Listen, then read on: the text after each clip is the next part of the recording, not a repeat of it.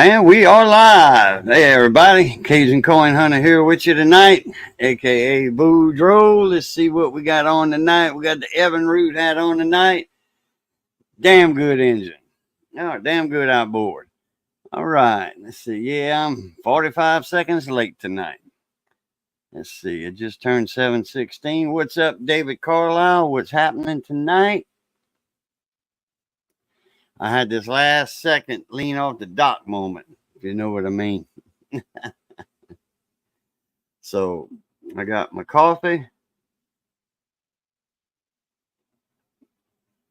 Oh, Shafe Showa. Hi. The Moose. What's up, my brother? What's happening tonight? Let's see. I got all my links already sent out for tonight. And let's see. Oh, yeah. David Carlisle. Got the Moose. Waiting on a couple of people to pop in backstage. I don't know where Raging Cajun's at tonight. He should. I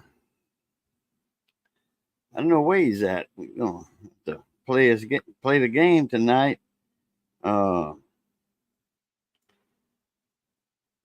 Where in the hell is Raging Cajun at tonight? Which state is Raging Cajun in?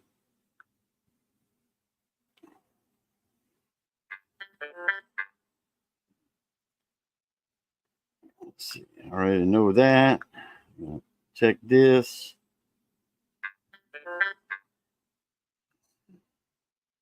Now, delete one, two more pop up. I already knew that.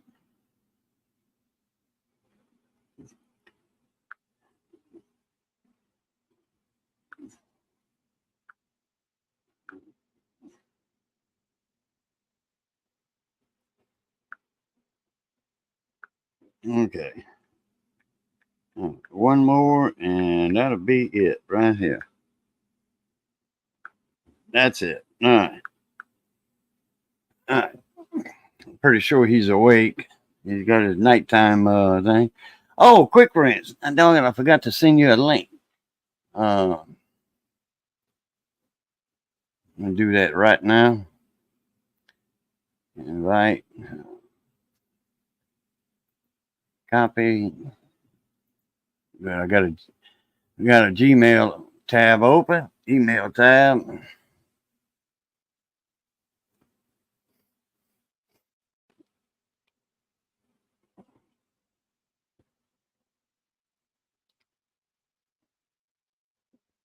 Come on, open up already. Oh, I forgot to pop my chat out too.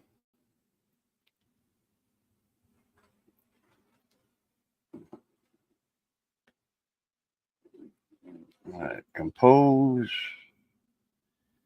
Two, quick rinse.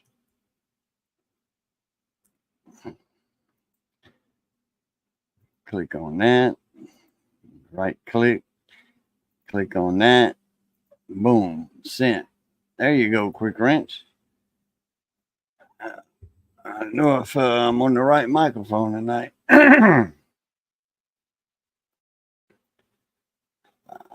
Pop my chat out.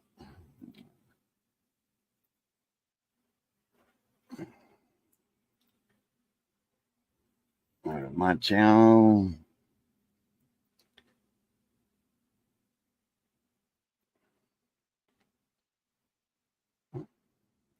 My live stream. Got a commercial.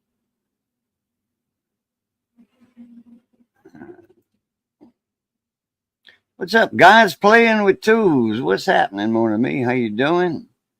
Pop out chat. Partly cloudy. Partly cloudy. Yeah. Partly cloudy. As that old saying, if the cows are laying down, is it going to rain? If they're standing up, sunshine?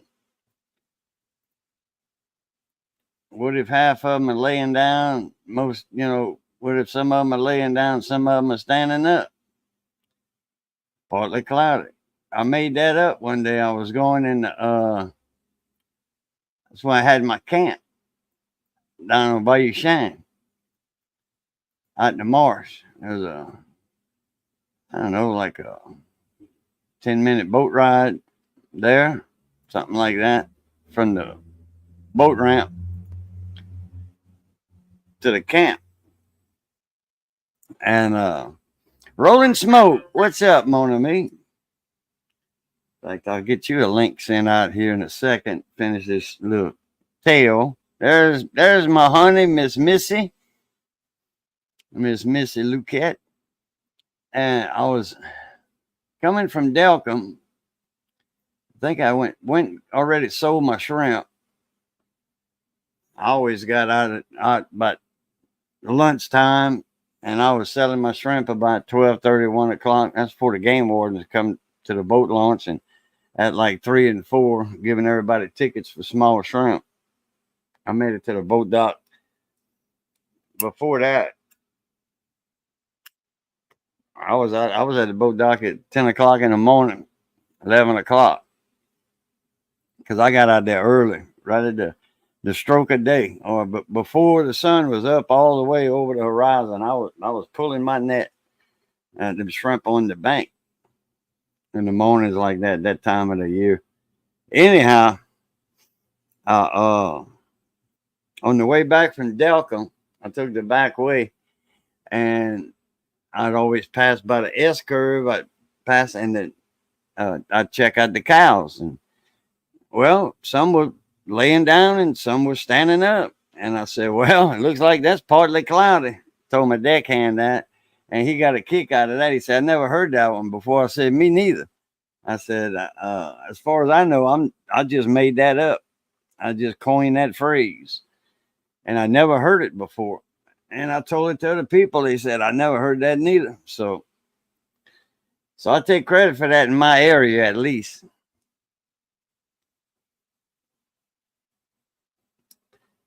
Okay, let's see. Rolling Smoke.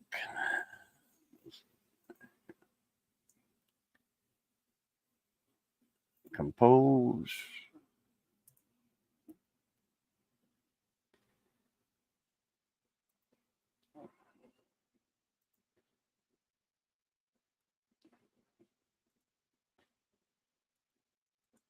Let's see, but Rolling Smoke's been having on the grill. There we go. Rolling Smoke. Check your email.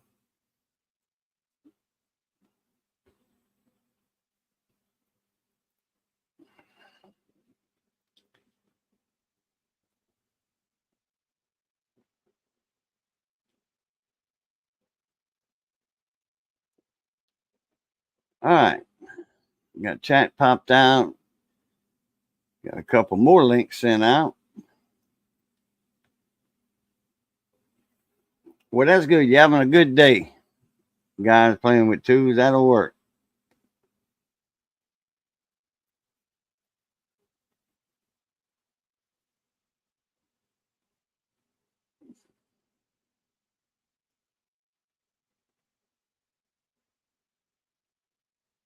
Go back up and chat and see if I didn't miss anything. Just leaving work. Okay. Oh, yeah. It's going to take you about 30 minutes to get home, huh, David? Or a good 20 minutes to get home.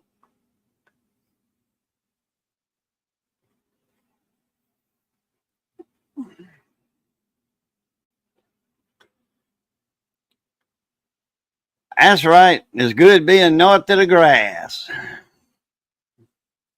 Every day on the green side of the grass is a great day.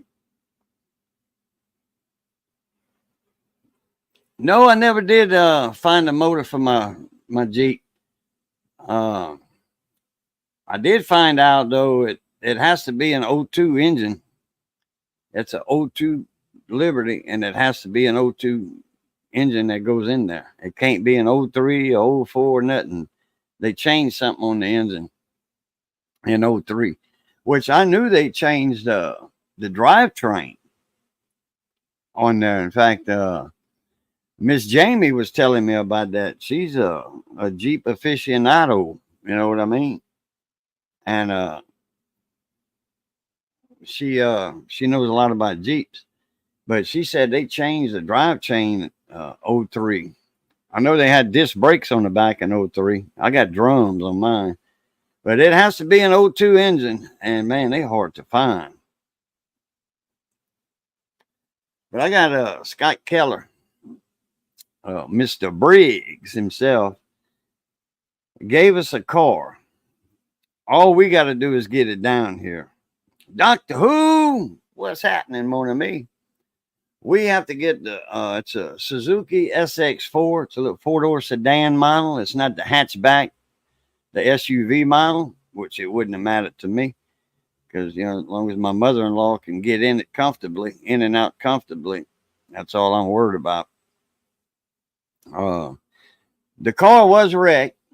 You know, a woman T-boned him on the front fender. Didn't T-bone him halfway. It was just on that front, and it was kind of a glance. So it wasn't really a T-bone, but she got him pretty good. And got the fender, and I know the bumper and the hood were damaged. So he got a new hood, same color. Went to a junkyard, got a hood. He got lucky too, man, finding that year model because new. You know, he bought it new in 2011. No, actually, I just got off the phone with Fuel Guy on a text mix, and he's got to work tonight. Yeah, damn the luck. I told him. He said I got to work tonight. So I said, well, if you find a 1944 steel penny, I said, go ahead and quit your job and jump in. He said, don't tempt me. he don't even need a 44 steel penny to quit his job. not right now. It wouldn't affect his income anyway. Hell, they got him on part-time, hardly no hours. So anyway, he found a fender, a hood, and a bumper, but now that was off of the hatchback model, you know, the SUV model, which is the same thing except for the hatchback. And you know, it's open in the back, you know, like you know, got that raise up back glass or gate, the whole gate or whatever raises up. Yeah, that'll work too, David Carlisle. That'll work too. So he got the front bumper off of the hatchback model because those were different. It fits, but they different. They look better. So, but he's gonna just put a couple of bolts on, you know, the fender. You know, just it's not gonna be lined up perfect because the tabs, screw tabs are bent. So I'll have to line those up when I get it down here. But we got to get it down here. That's the tough part, to get it down here. Well, he's got a how do you say that? He bought it new, it's paid off, but the credit union he was with got bought out by a bank, or they merged, and they never sent him his title, his clear title when it was paid off. And I think it was wrecked at the time, so he wasn't really worried about it. Hey, Jay Marystone, how you doing? But I ain't doing no dancing. I put that just about every title of my stream. That means let's get it. Let's go. So,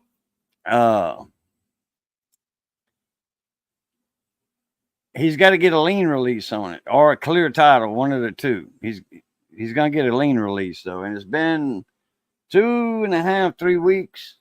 I think that's how long Mrs. has been every day telling me about, you know, saying, "Oh, I'm glad we got a car and all this. I wish hurry up, get the paperwork so we can, you know, get it over here, because we can't get it here unless we got the paperwork."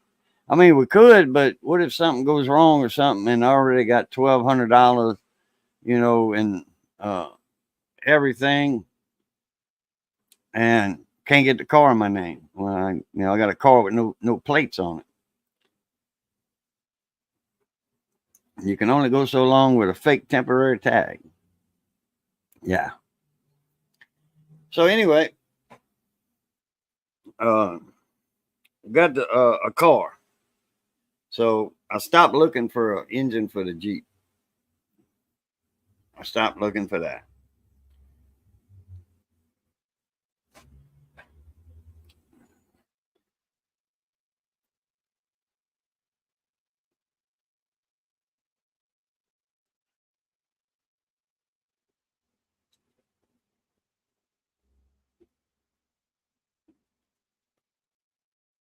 So what's everybody else been up to?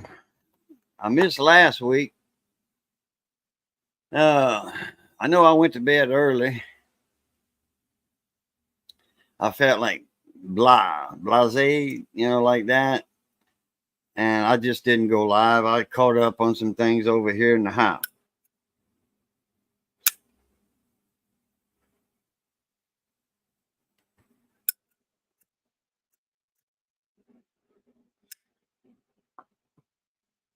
I think I got a hole in my cigar somewhere.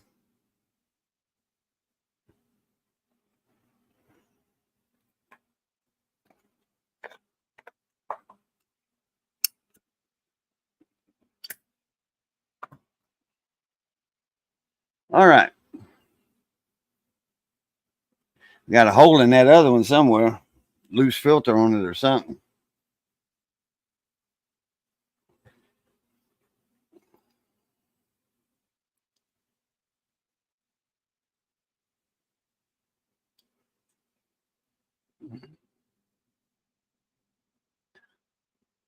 And David Carlisle, did you want to come up tonight?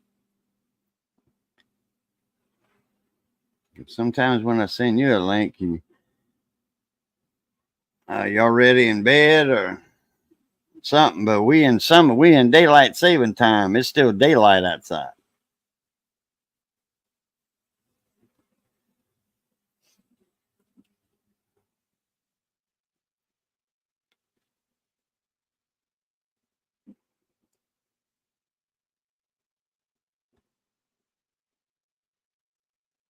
Yeah, I'm the same way.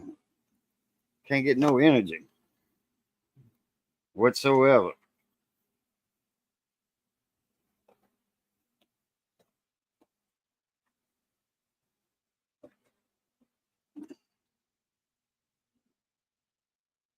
Yeah, I can't come up. Oh, okay. I ain't got no shirt on again, huh?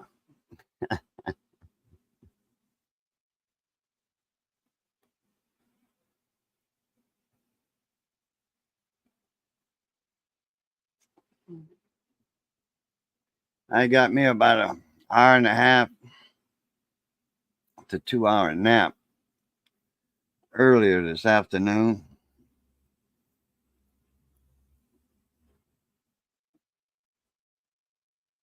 Oh, rolling smokes in the bed too.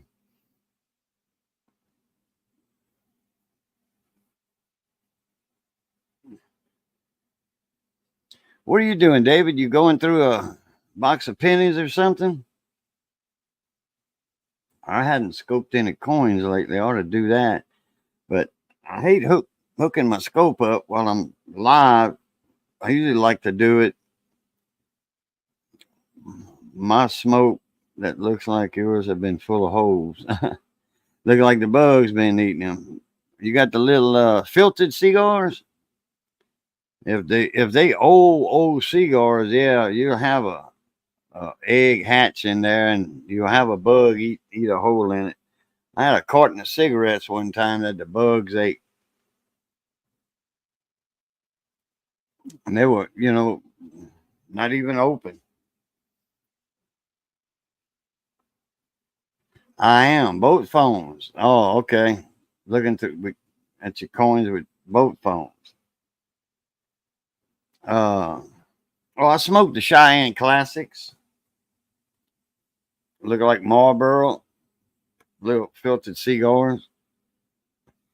In fact, that was my buddy Electron Man over in Oklahoma. He smokes a white pack like this, but it's Cheyenne something. It's not classic, but it's actually a cigarette. And Captain Jerk, woohoo! What's going on, mon ami? I saw you've been going live here lately. I hadn't had a chance to catch one because I was always live with on somebody else's panel. But at the same time you go live. I hadn't seen you in a little month of Sundays, jerk. In fact, I seen our buddy Buzzsaw. And he don't go by Buzzsaw no more. He goes by Buzz. And that's it. Buzz. And I seen some that he put up. It was a suggested video. And I'm like, I said, let me check this out. I said, that sounds like something Buzzsaw would do. Because he's a ham operator also. And so I clicked on it. Sure enough, it was Buzzsaw. I told him, I said, man, I hadn't seen you in a while. I thought I lost communication with you, lost touch with you. I said, and I ain't seen Captain Jerk lately neither. He said, me neither. I wonder what he said something I can't repeat on here. And, well, I can't repeat it that early in the stream. And he said, I ain't seen that sucker in a while. So, yeah, he hadn't seen you neither. But he goes by Buzz now. And he's still working on him. I think that video he did, he was rearranging his bench. His radio bench, his ham shack, workbench, because he does work on radios and all that too. Like I used to do, and like I'm, fixing to start advertising here before long in town, letting people know there's a new radio shop in town, new repair shop for electronic TVs, VCR. There's a few people that know that already. Already did some work. Got a few radios going. Got a couple more to get going.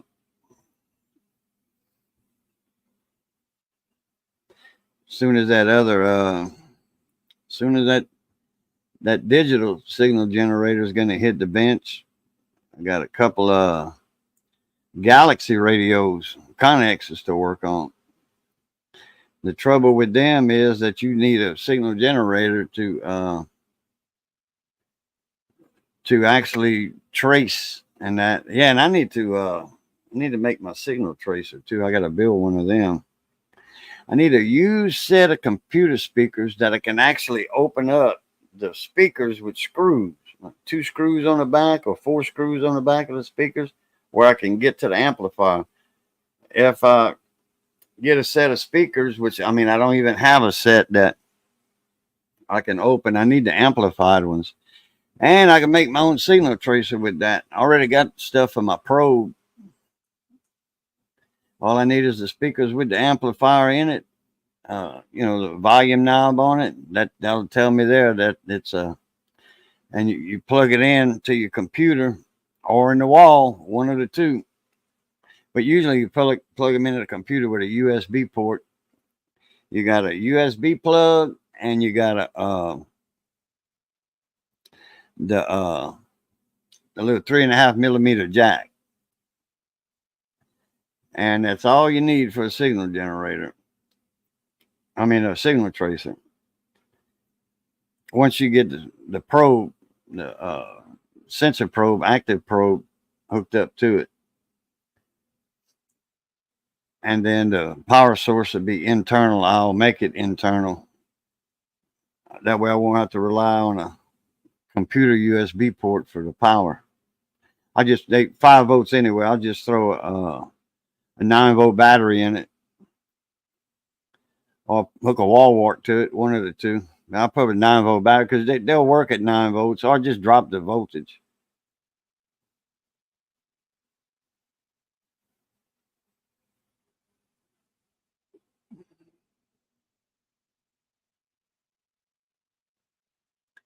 Well, J. Mary, what kind of cigars is it? What brand name? Because I used to smoke the Swisher Sweet Lights. That's how I got started on cigars. I was fishing and I always had a shirt pocket. And it was in the springtime And I always had a button up shirt, always, like a Western shirt. And this particular shirt didn't have a flap over it. It was just an open pocket. And I went to get something. We was fishing in the Gulf, and my cigarettes fell out my pocket. By the time I got them up, I'm like, oh man, they were soaked. I'm like, oh man. And I said, I didn't bring a spare pack of smokes. Well, I did, but they were in my truck, and my truck was at Nong John's house because we went in his truck to Grand Chenier at Mermentau River to fish. So anyway, Nong John said, well, I got a pack of smokes in the tackle box. I'm like, oh, okay. He threw me a pack of them Swisher Sweet Lights. And I'm like, oh, yeah, I like these. I used to smoke Winchesters when I was a teenager. And he says, oh, that's some strong ones. I'm like, yeah, they were regular Winchesters. There wasn't no lights and nothing like these. But I got used to them. I smoked that whole pack. And I lit up a cigarette when I got back in my truck. And because, we got out of there at, I don't know, 3 in the afternoon. By the time I got to my truck, I was done with that pack of cigars. And I lit up a cigarette.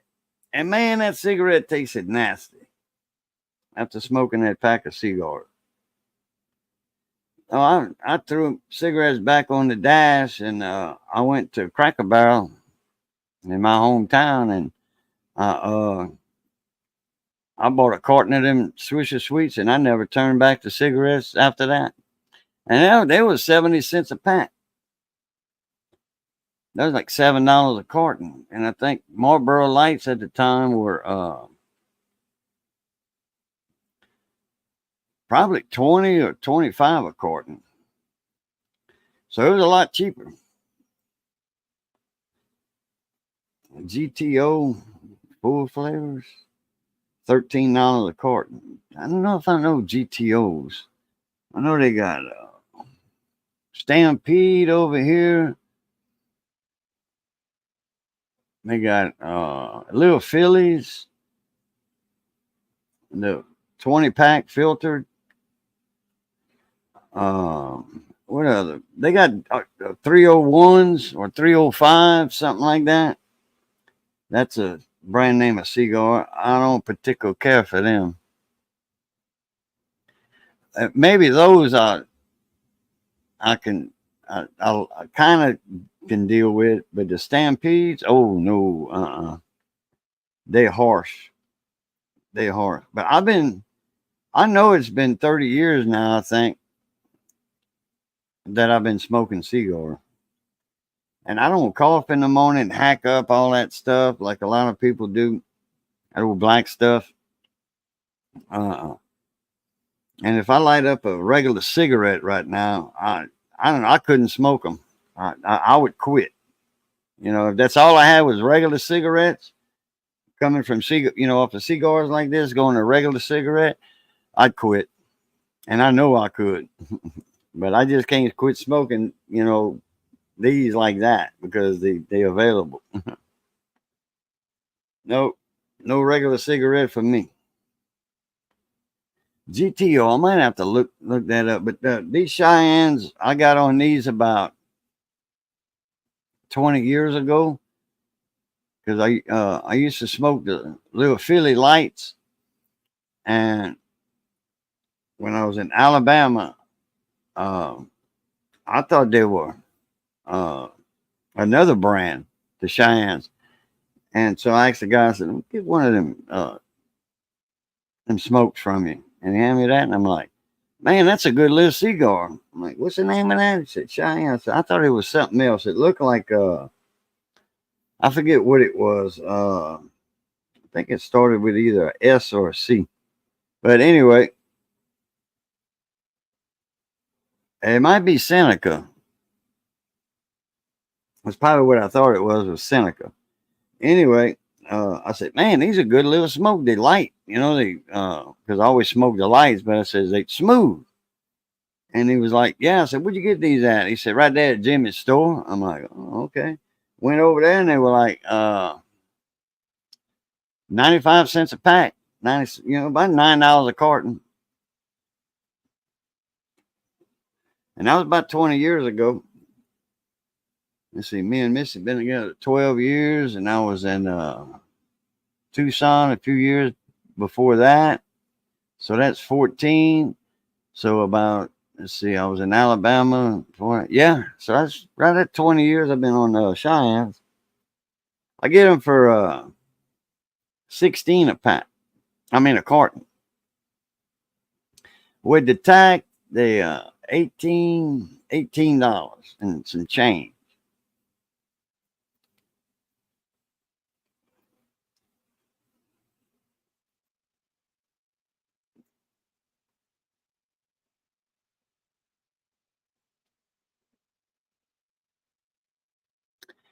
Yeah, I can get some. The 305s are like a buck a pack or a buck and a quarter. But no, when it comes to smoothness and flavor, I I'd rather pay a couple more dollars. I'd rather pay a couple more dollars. It's not like it's more healthy for you, but I'd rather if I'm gonna go out smoking, I'm gonna go out smoking something I like.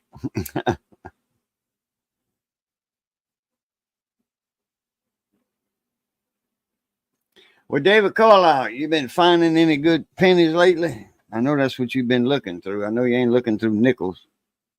And I would scope a few coins, but when I hook my scope up while I'm live, it makes my volume go dead. I got to actually hook it up twice, and that's why. And I don't know what it is. I guess it's just a laptop. It's powerful, but I guess because I got an extra monitor on it, next time I go live and I want to scope some change, I'm gonna hook it up before.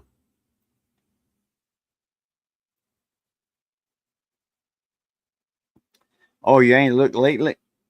Okay. Texas guy 790. What's up, Mon ami? Boom, boom, boom. What's happening?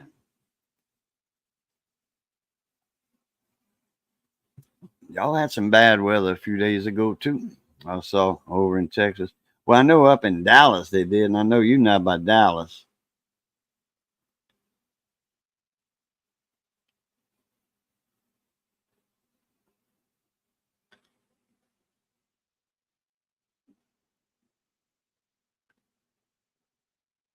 Yeah, 13. That'll save a couple dollars. That'll save $5 a carton. And hey, that's like almost half the price of a carton at 13.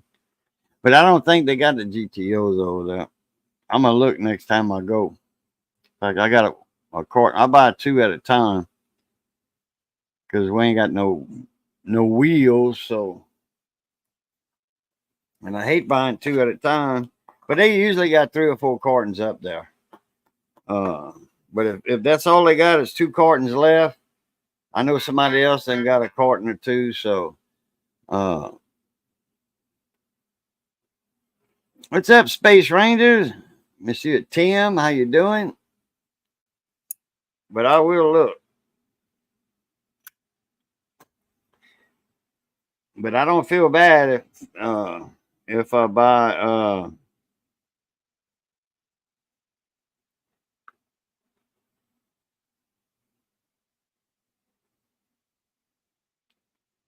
let me see, where's that at? I don't feel bad if I buy the last two cartons off the shelf because no wheels to get there.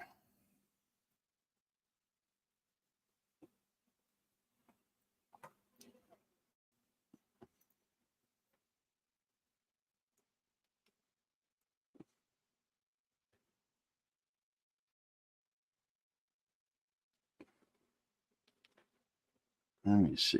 Get this email open here.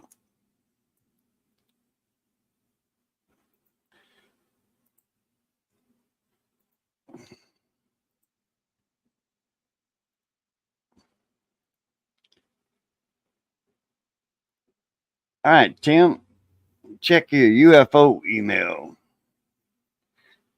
Tommy Hanlon, what's up, mon ami? How's the weather in Dublin, Ireland? Y'all ought to be warming up a little bit.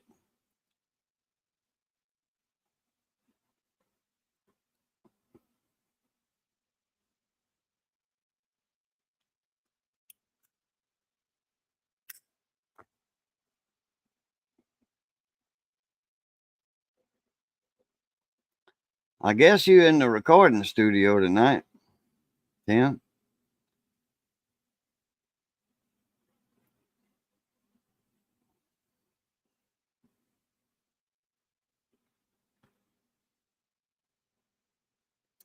Diabolical 58, what's up, mon ami? How you been doing?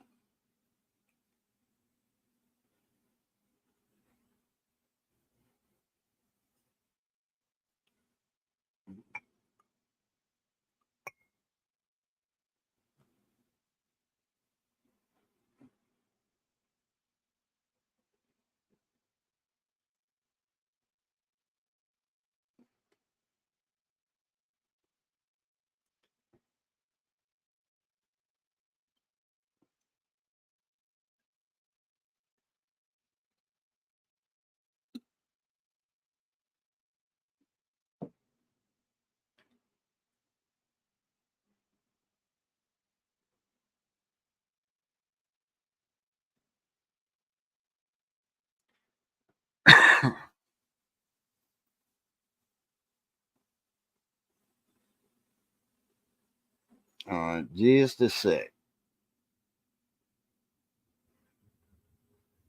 All right, got you, Tim.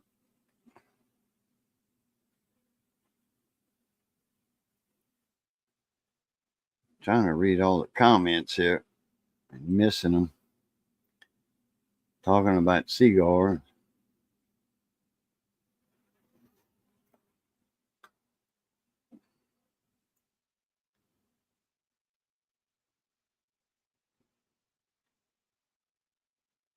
All right, just everybody saying hello to everybody else. All right, that'll work.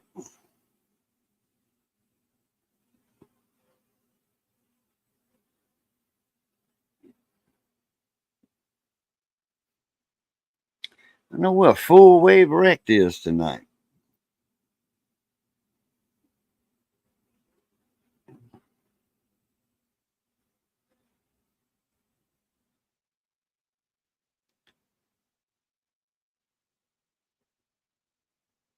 Oh, let me see where my volume's at.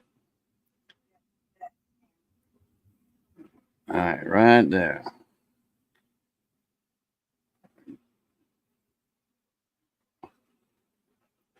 What you said, Miss Missy? Already sent it to him in an email, if you mean that.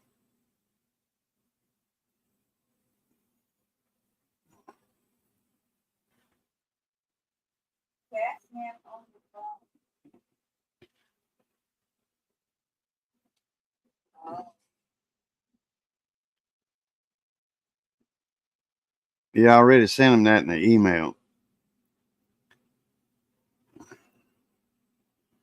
And he'll be up here in a minute once he gets that open and stuff. Uh, Field guys working. I think Raging, I don't know if he's getting fuel right now or eating. I did tell him his link was sent. That's a natural for Raging Cajun. And Field Guy, but Field Guy's at work, so.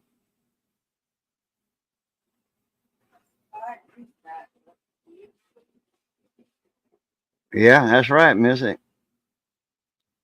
That's like I was saying. I think he might be eating. With Canadian money, used to come across Canadian money all the time. Oh, quarters, and you're talking about the coins, yeah. Uh, well, it depends on what what years the Canadian coins are. I mean, their money is a little different value than ours. You know, when you're talking $5, $10, $20, yeah, it's different. Uh, it's a few dollars off because it's like 30% off, something like that. Because I got friends that live over there, and they tell me the exchange rate. You know, we keep up pretty good with it, and uh, like our money is worth more than theirs. So, like, say if they buy something on Amazon that's $10, it's actually like $13, and then they're shipping. You know, to ship stuff to Canada. Oh boy, that's a shot in the butt right there. Uh, but yeah, they got their money in like for old coins and stuff. They got silver coins too. Uh, their silver is less content of silver. Theirs is like 80%. Some of their silvers 50%. Uh, especially the older stuff like Australian money is different silver content also. And there he, oops, his device disconnected. Uh, I've got a lot. I've got Australian silver. I've got some trepences. I've got sixpence. Uh, let's see. I've got $1/2 coin from Australia, and that was in 1966, I think. And it was the only year they made it. And that was either 80 or 90% silver.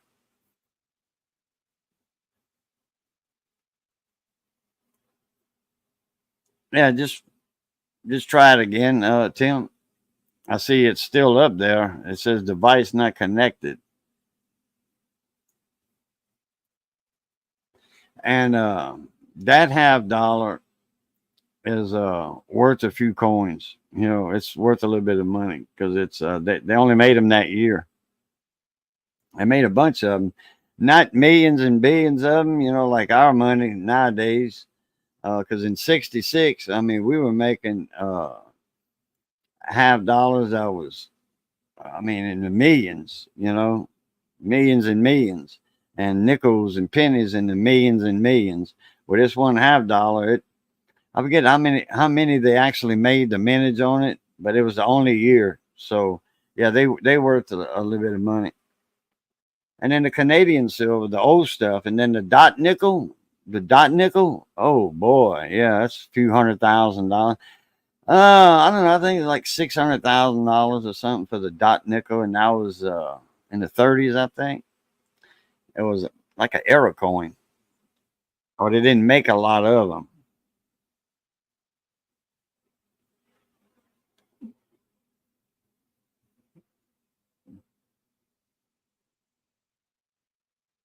I've got some Canadian money. I've got some bills that a guy he was buying something from me, some coin supplies, I think, or something, and he sent me $30, I think, in Canadian money.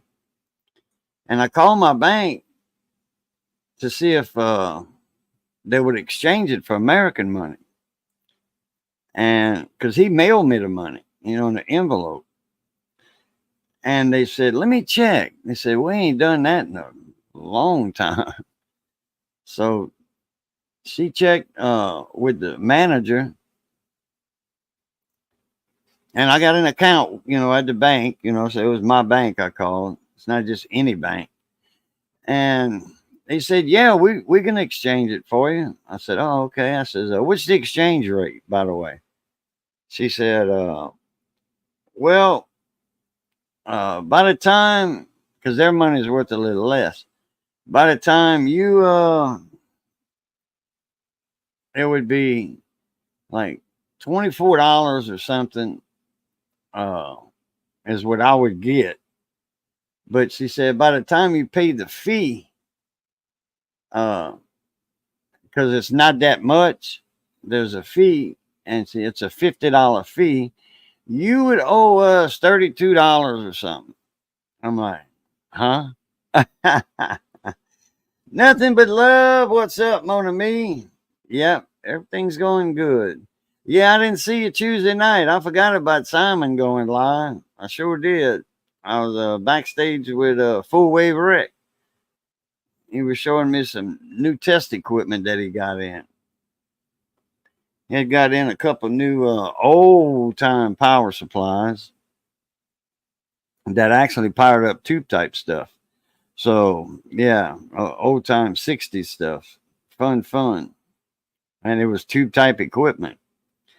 So yeah, I had $30 in Canadian money. By the time I'd have gave him that money, I would have, even with the $24 or whatever that I was going to get, I still would have owed my bank $32.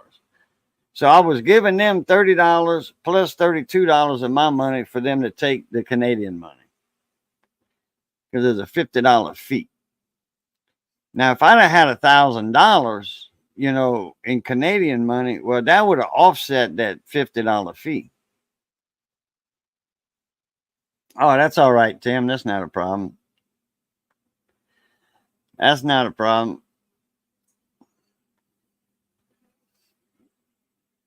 Yeah, just waiting on that paperwork for the title on that car in New York. That way I can get it transported down here. Still ain't found the engine for my Jeep, because it has to be an 02 engine for the 02 Jeep. Can't be any other year model. Oh, another year, 03, 04, 05, 06, whatever, it'll fit in there, but it's just not electronically adaptable to my Jeep. And then if I would do the computer and all that, like the wiring harness computer, there was something else that's not quite right, that wouldn't match up with everything else on the Jeep.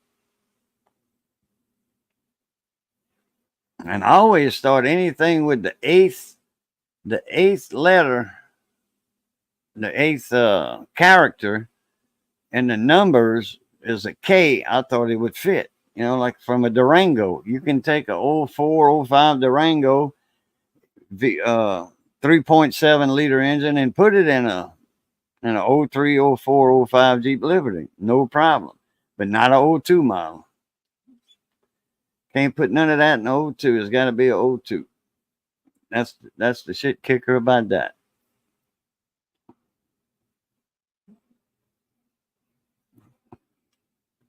Oh, we didn't even notice it there, Miss J. Mary. We didn't notice it. I know a lot of people would say, I'll be right back. And about 2 minutes later, they'll say, okay, I'm back. I'm like, didn't notice you were gone. You're not in panel. That's why.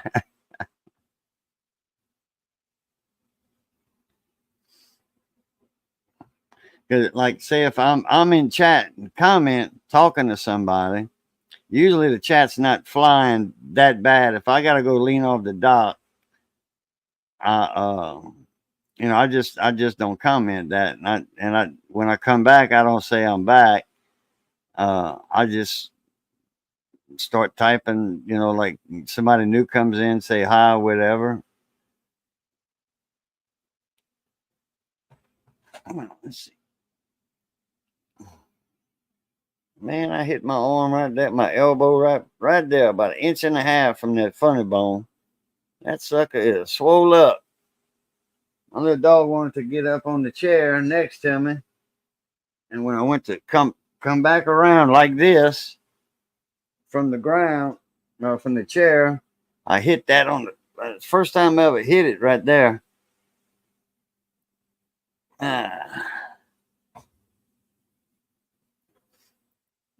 I usually hit it on the funny bone part.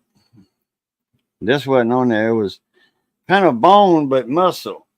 And that muscle swole up. Yeah, because that one ain't. That one ain't. That one is. Right there. Boy, on that oyster too. Man.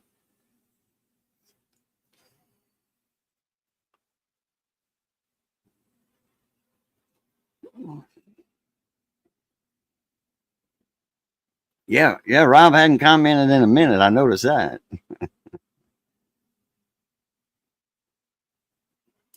My bank does that on bank transfers from other countries. But how to bypass it is have the bank direct deposit it somehow. Yeah. But he, like I said, he just mailed it to me. And he just told me to keep it. Once I told him that, he just told me to keep the money. You know, he's a millionaire anyway, the guy. So, you know, he didn't miss $30. I still got it. But the thing about Canadian money is uh, that, and I never noticed this. I never tried to smell the money, but somebody told me, and it's a Canadian guy that told me that. I think it was a Canadian guy that told me that. Yeah, it is. It was Turner. Turner told me that. What's his channel name? Diesel, some Turner Diesel Automotive, something like that. He lives on the island, Vancouver Island. He lives actually on the island itself. He's a diesel mechanic and automotive mechanic, you know, gasoline. But he said the thing about Canadian money, it has a cooking oil smell to it because they recycle their plastic cooking oil jugs. All the jugs are sent to this one company that recycles them, and they make that plastic for their money to be printed on. Their money is printed on plastic, a plastic type polymer paper type instead of paper like we got, you know, like that special rag paper. Uh, and I didn't know that. I didn't know that. One time I think I might have heard that it was some kind of polymer plastic type. Would they, you know, but you know, like it was in the back of my mind. I forgot about it or something.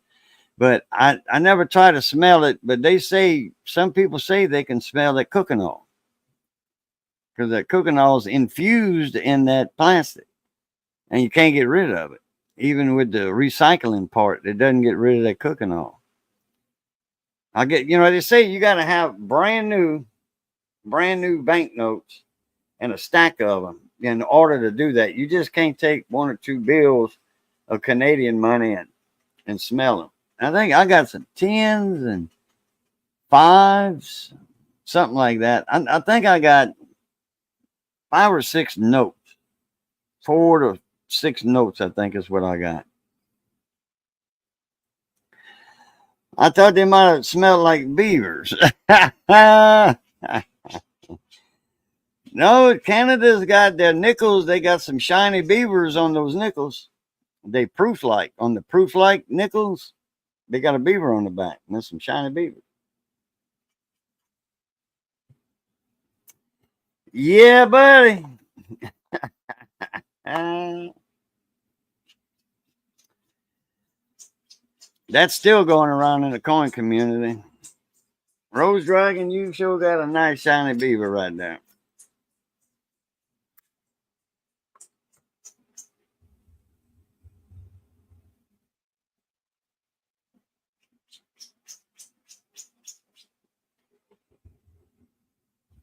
You finished? Huh? You finished? You finished scratching that cushion like to get your bed made up? Like you do your blanket? She scratches on a cushion, seat cushion, and it's smooth, and you can hear little fingernails on there. Her little claws doing that. Yeah, they got a little long haired chiwi, long haired chihuahua, and she scratches on that seat cushion like that. Both of them, and you can see her imprints on it where she's been scratching it, and it's like And if I turn it over, she wouldn't scratch. It's a little rougher on the other side. She wouldn't scratch as much because I guess she could feel it. Why are you looking at me like that with them side eyes?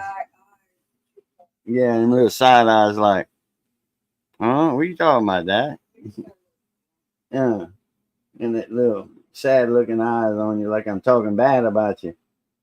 I'm not talking bad about you. Lay down pretty. Lay down pretty.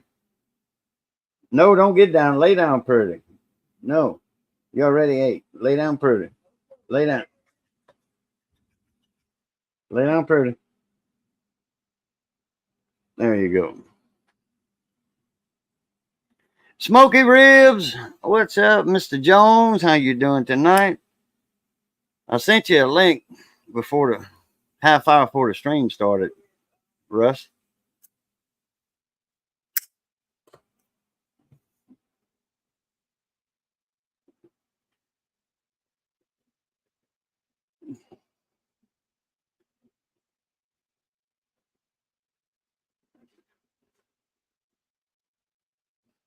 Well, we got a few barbecue people in the house tonight. We got Smoky Ribs in here. We got Rolling Smoke. Let's see, we got NBL in there. Who else we had in there earlier? New banner. Oh, for the new channel. Gotcha. I haven't seen that a video on a new channel yet. I got to do that. I knew that was something. I need to write that in my little notebook I made, the notepad I made. I found some loose leaf paper at Walmart. Me and Missy. It was 25 cents. It was right after school started. A pack about that thick. I think they had I don't know, 200 sheets in it or something in that plastic, and they were like $2 regular price because I'd seen some like the week before. We were bringing Johnny Best to Walmart because his Jeep was broke down, and this was right when school started. So that was in September, and a couple weeks later, we brought him back to Walmart again. He don't shop at Super One. He does now, since he ain't got a ride. He goes to Super One and shops. It's a lot closer walking there because he lives closer to Super One than I do. So, but he's by errands all the time over there anyway. And Aaron will say, "Oh, I need something from Super One." So Johnny will go and he'll get his stuff.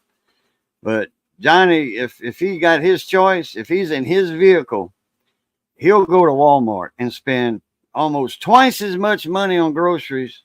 And groceries is expensive. He'll go spend twice as much money at Walmart on meat than at Super One and then groceries. I don't. I go to Walmart when Missy needs yarn for her crochet projects for somebody, doing something for somebody. All right, Miss J. Mary, have a good night. Good little chat tonight. And so if Johnny got his ride, he'll go to Walmart and he'll go every day, every day. So, like I said, we brought him over there and they had this loose leaf paper, school paper with the 3 holes in it, and it's lined like that. And they were on sale. The packs that were $1.50 to $2 before, they were on sale for a quarter a pack. Man, I picked up like 4 or 5, just for like scribbling, like when my granddaughter, when she used to come over, it was coloring and all that. When that's when she was younger, and she kind of got out of that coloring phase, and she's 12 years old now. She's 5 foot tall, fully developed young lady now, and that always had me like, I hope you don't grow up. I hope you don't take after your mama, her mama's got back problems from being too well endowed. So anyhow, I picked up 4 or 5 of them packs, $1's worth. And I gave Johnny a pack, and I got a paper cutter. So what I did, I cut off the holes, right, even with that line to the right of the holes. I cut that red line off. And then what I did, I cut them in half. Wait, no. Let me see. How wide is that? I cut them in half this away. Yeah, in half that away. And then I folded them and I put 3 staples right here. So I got front and back 1, 2, 3, 4, 5, 6, 7, 8, 9, 10, 20. I got 20 pages front and back in a little personal notebook. Instead of having a spiral ring notebook binder, probably which I can buy after school for 10 cents. But these homemade 20 pages, and I make little notes on them, you know, like right here. Barry Payton, you know, I got a note next time I call him, show him something on a video, a YouTube channel's name to look at, parts or test equipment, because he works on radios too. Not anymore, but used to. He fiddles with his own stuff. Johnny Best right here, some personal stuff to look for if I see something. Ask them if they got that number book or whatever on Sam's. So little personal notebooks. I made Missy one, you know, to scribble on, like for grocery lists. You know, hey, baby, put your grocery list on this, you know. You can put a good grocery list on the front, you know, write small, or then you write regular and then use the front and the back. Got your grocery list and it's small. It's not all big and all that. You can clip a ink pen to it like that. And this Sharpie cover, this little mini Sharpie. I hope the air didn't get to it. No, it didn't. It wasn't closed all the way. All right. Yeah, that's a mini Sharpie. So the only thing bad about the mini Sharpies is they bleed through paper. They will bleed through paper. And they'll mark the backside for sure. And sometimes you press hard. And they'll bleed through on the back. I just wrote that right there on the front. And it's bleeding through the back. Yeah. Yeah. It doesn't just show through the shadow, it bleeds through it. So anyway, that's a good little trick right there if you get cheap paper. All right, quick rinse. Yeah, I figured you said you just got off of work, and where you live, you don't live but a few miles from work, you know, like, I don't know, 7 miles probably. But man, it takes you 40 minutes to get home, an hour. Traffic. And in big cities, boy, Lord have mercy. But I don't know what got me on that paper, but oh yeah, Russ. I'm like, I gotta write that down in my little personal notepad right here. Watch.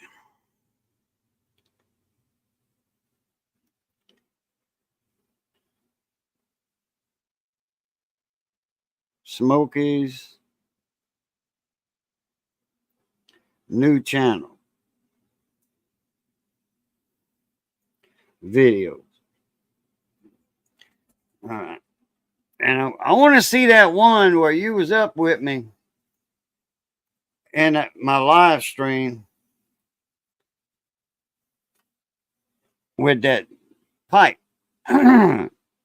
with that that HVAC vent and drain stack pipe. that you had that come up with. That was a neat idea. It takes 25 miles from work. Oh, okay. Takes longer now because the expressway closed. So I got to take the back roads. Wow.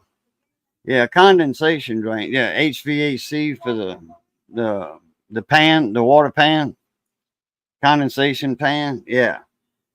Yeah, that was a neat that was a neat the neat invention you put right there.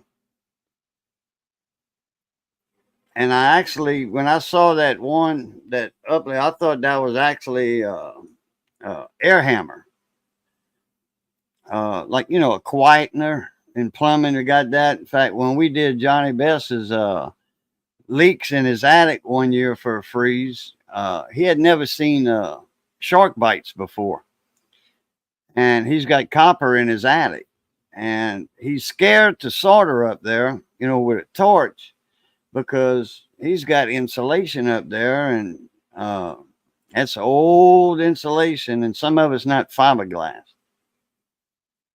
because it don't itch.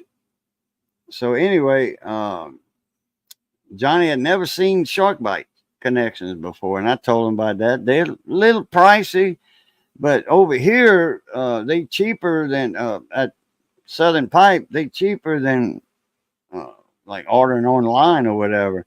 They not like $8 a fitting for a connection. They only like $3.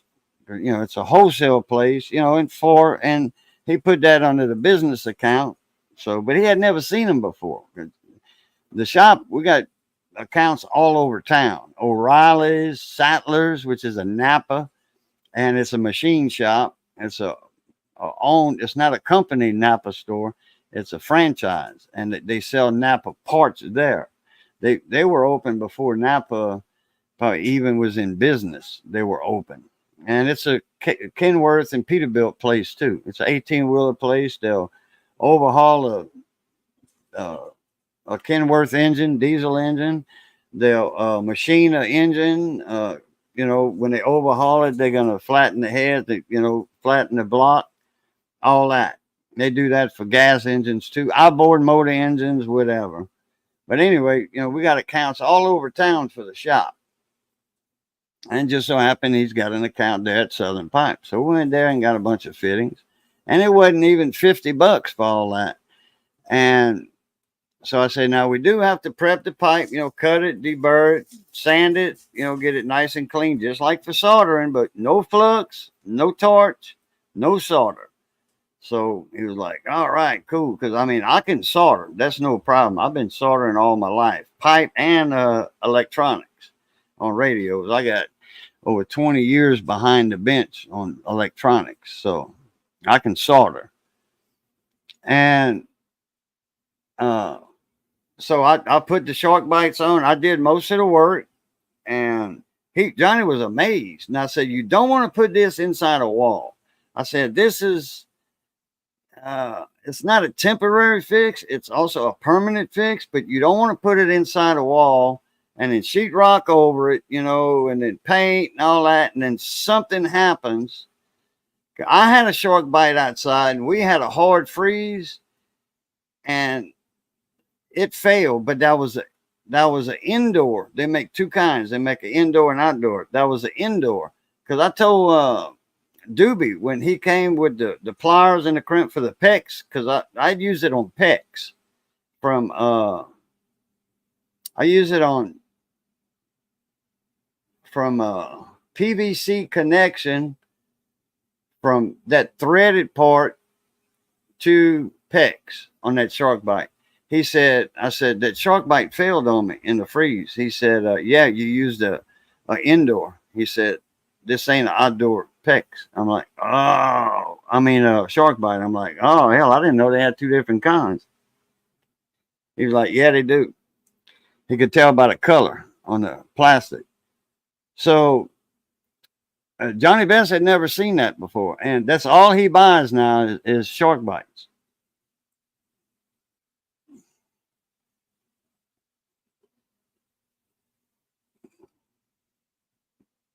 Shark Bites has electric tool that crimps the fitting onto the copper. Yeah, the push on type. You sure it's?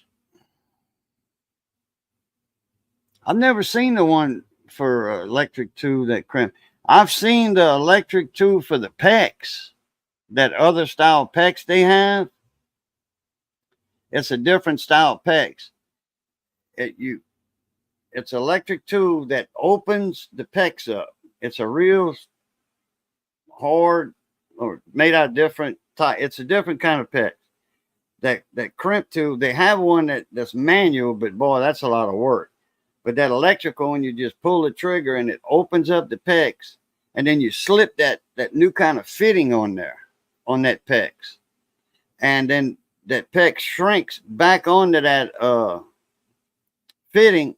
After you expand it, it shrinks back, and it ain't leaking, and there's no band for it neither.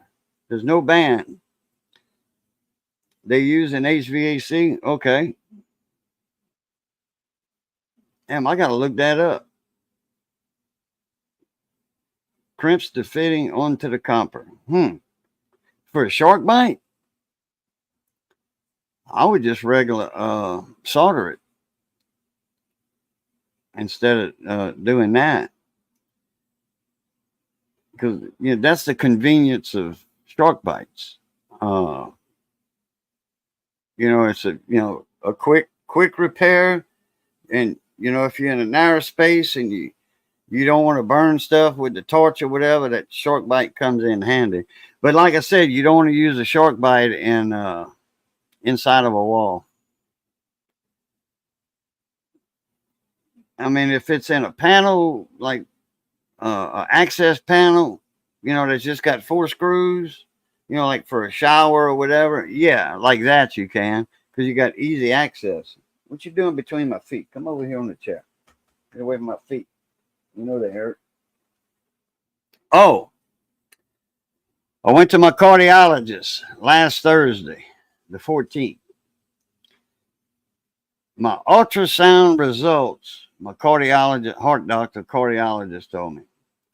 He said, your ultrasound results, and they did 2 thorough, 2 days of tests, 2 different, actually I took three different tests in 2 days. I did my smaller veins the first day and my heart.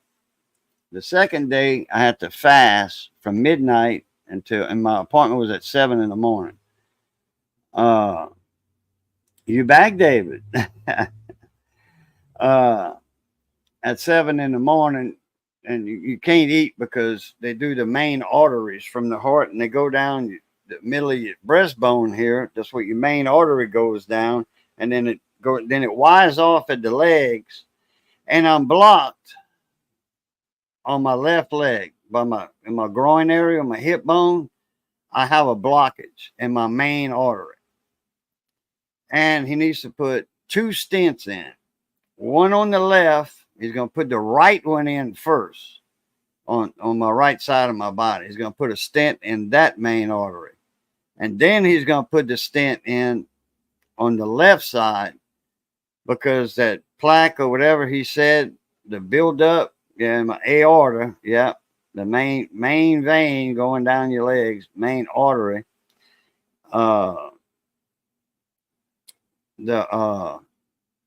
Once he said that stuff breaks loose, it's going to want to go in the other one. So he says when he does it, he does 2 stents, and that way that stuff will free flow. I'm kind of worried about a clot or something, but that's kind of different. It's not coagulated blood. Yeah, okay. I don't think they call it shark box, but they made by RLS. Yeah. Jack Lacasse, how you doing, mon ami? What's up? How's St. Bernard, Southeast Louisiana, representing in the house tonight? Representing Louisiana.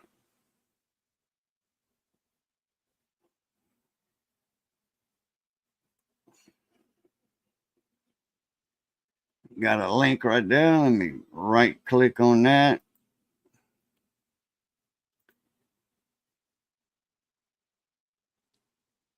Open that in a new tab.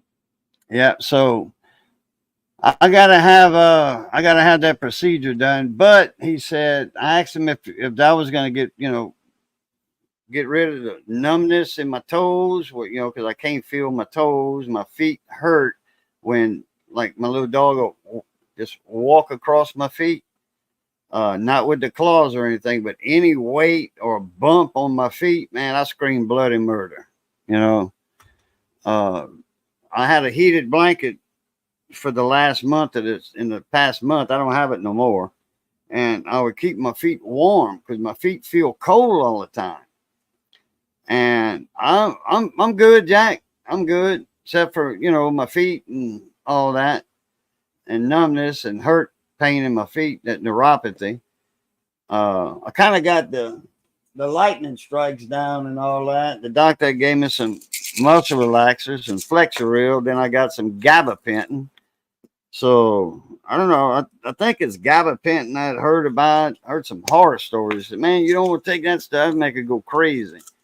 I'm like, I don't know. So when my doctor said I'm gonna give you some gabapentin, I'm like, I heard some horror stories about that. She said, what, you don't want them?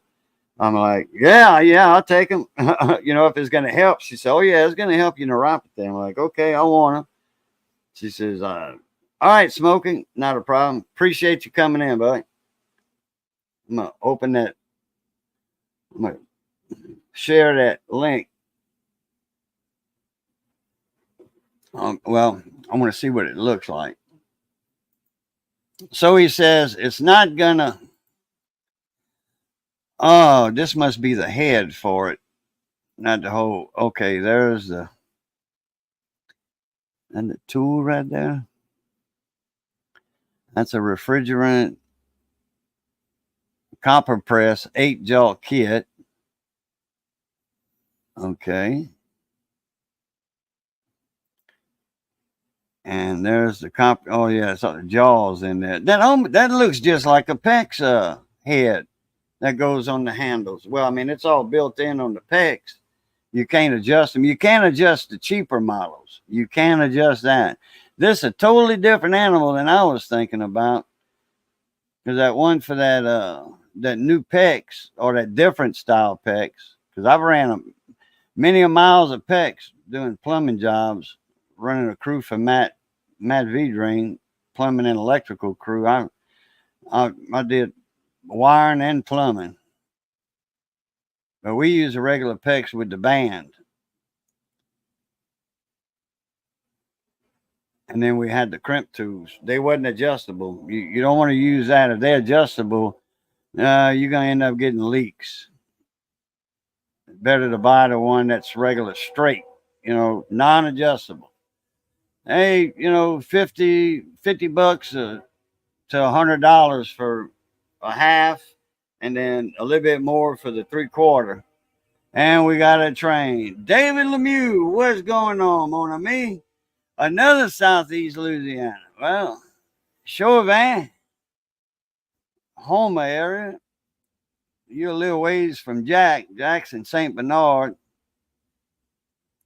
Shark bites basically work, yeah. Pinch rings work better. PEX takes expensive too, yeah, but allows more fluid flow, yeah. Go with PEX B and use the pinch rings for the most practical way to go, yeah. David, what's that other PEX where you put the tool in, the electric tool, and it expands the PEX, then you put the fitting on, and then the PEX shrinks back up on the fitting? No ring required. Because if you were to do a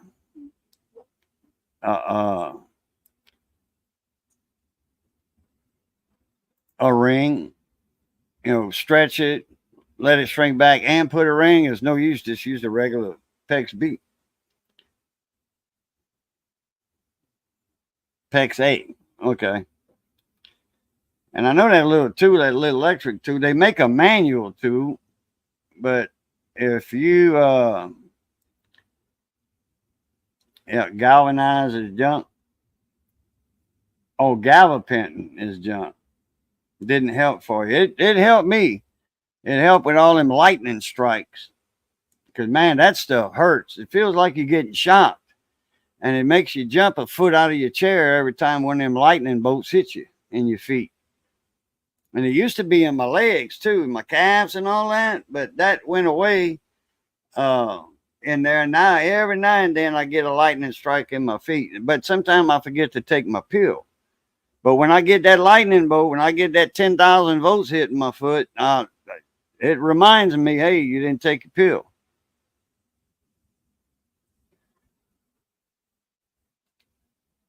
What you been up to, David?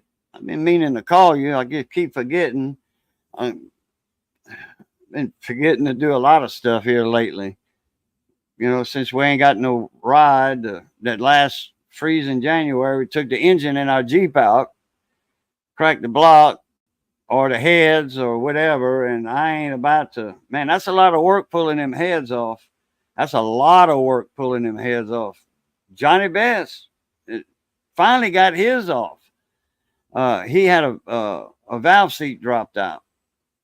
Oh, he took that paper with him. I wanted him to leave it, or I was going to scan a copy of it on my printer.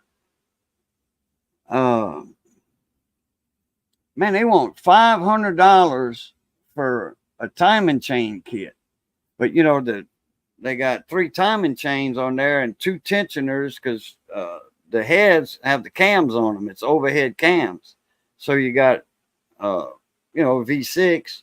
So you got the timing chain from the crank going up to a pulley, and then it wires off from there and goes up to each head.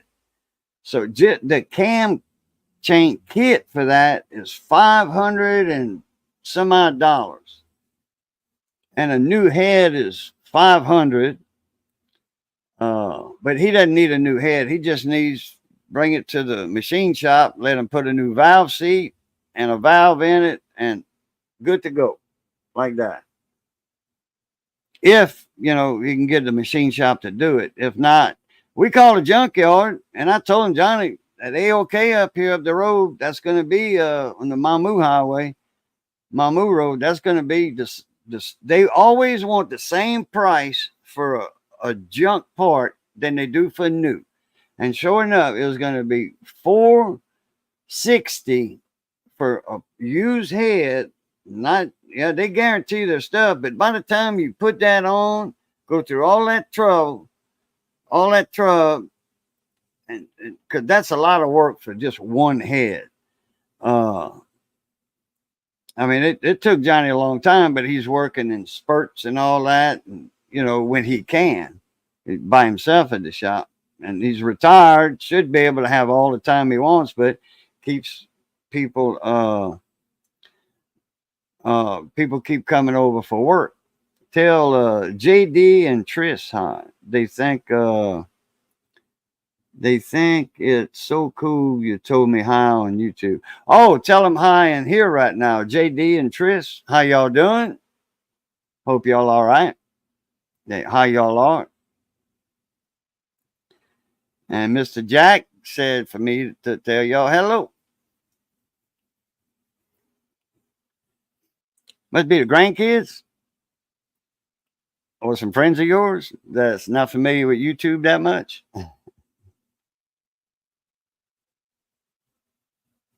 Okay. The junkyard wanted $460 plus tax. And the tax over here is so close to 10%, just say 10%. It's 9.92999, whatever. So just say 10%, that's $46 a tax. So you add $460 and $46, that's $500. A little over 500 and some change. Boats, what's up, Boats? Boats is us, Iowa. We say Iowa down here because we got a little town called, spelled the same, but it's pronounced Iowa. Been building since the storm. Almost double. Yeah, I remember you told me you added on to the back of the house and full porch, so all the way porch all the way around too.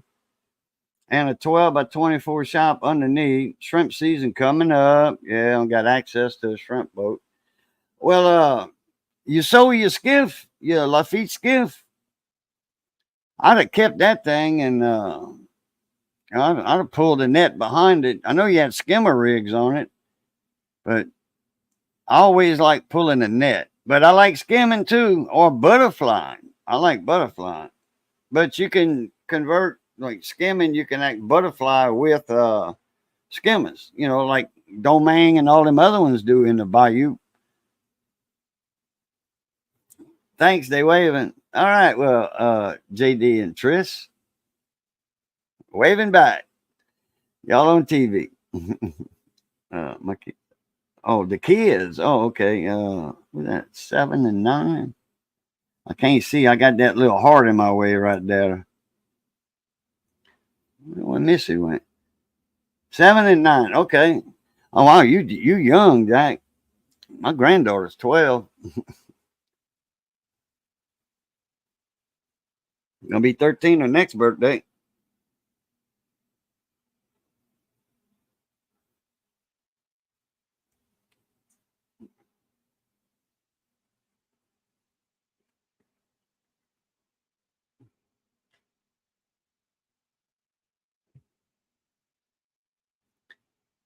Um. So yeah. Yeah. I guess you sold your Lafitte skiff. Did you extend your wharf out for your butterfly net, David? Oh, you hadn't fixed it yet. Okay. The hurricane broke my butterfly net in half. Hadn't fixed it yet. Okay. I know you told me you was going to extend the wharf out, the dock, you know, add on to the big part of the dock. I think you wanted to go another 10 feet. Because, yeah, 10 feet will put you right there in the current.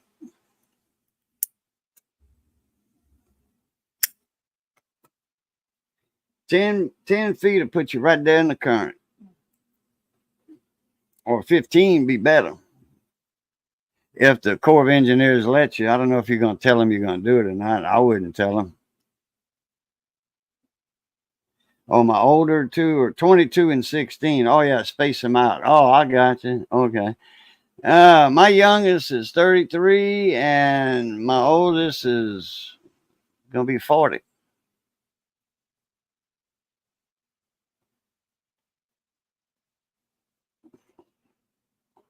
It's 39 and 40.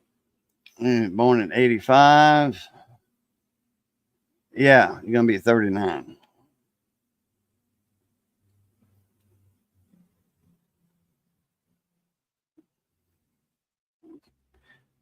And a 12 at 24 shop underneath. That'll work. That's probably under the new part.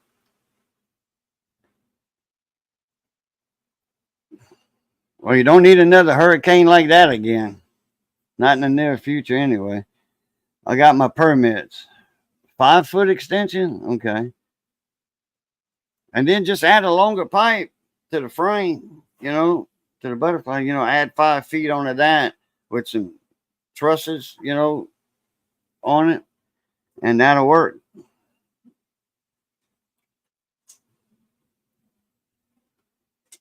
Okay, yeah, well, you started young, Jack. I did too. And I was 19 when I got married, and I think I was 21 when my son was born. Cat's Crazy World. What's up? ¿Cómo está? ¿Cómo está, chica?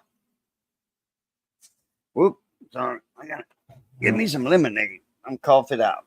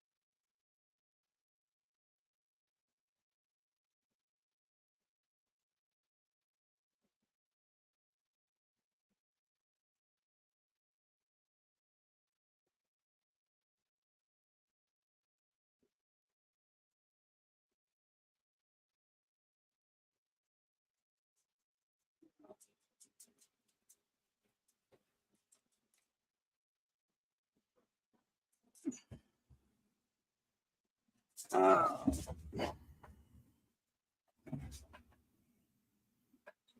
I had to go lean out the dock while I was at it. When I stood up, felt it coming on.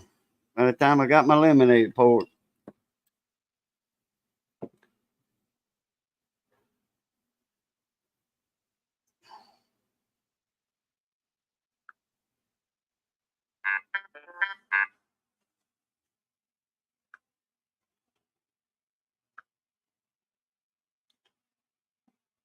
look at my text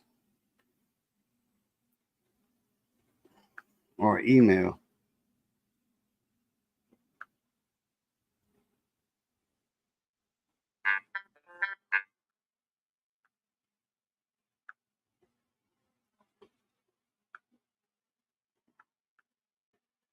Okay, I ain't got no text message.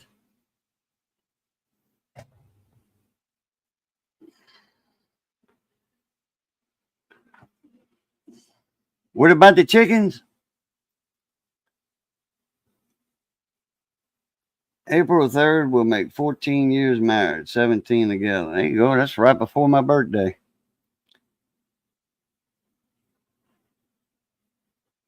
Look at my text or look at. Oh, that's going to be done in the next few months. Is that what you mean? The comments?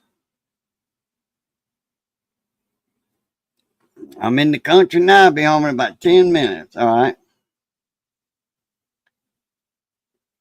I didn't get a text.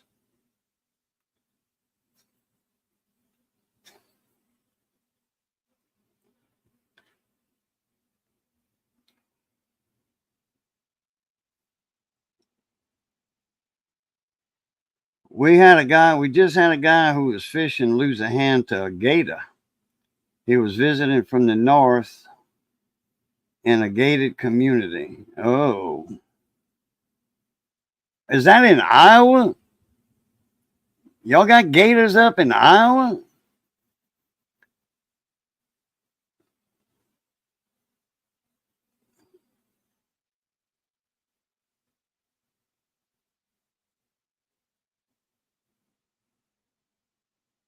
I know they got gators in, oh, Florida. Okay. Boats. Oh, I thought you were in Iowa. Okay, wait. Boats, USS Iowa. Okay, you were, oh, yeah, that's right, because you were in the Navy. Okay. Man, I seen a video. I don't know if it was on YouTube or not, but I read, it was on the news not long ago. I don't know if it was a YouTube video. It might be, but it was a news reel I was watching. Oh, yeah, okay, yeah, the rooster curtains. Okay, I knew you was talking about chickens, but I didn't quite get the no, the cartinas. Okay, gotcha. I didn't know that was curtains. I thought it was spelled a different way. Uh, anyway, yeah, they had a newsreel. I was watching something on the news, and then this was like a suggested news thing.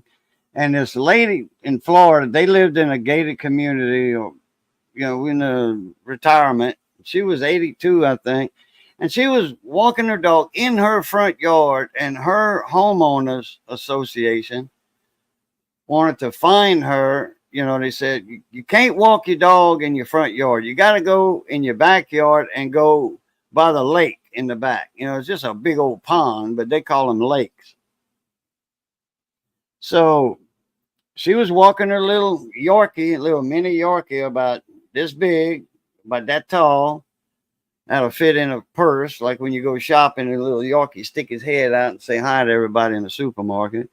She was walking on the shore of the pond, and this gator come and was going after the dog, and she pulled the dog away and fell, and the gator caught her, and she was screaming and hollering. The gator pulled her underwater and did the roll and all that, and drowned the lady, and they suing the homeowners association and all that. The family is, for making her go in her backyard and be gator food.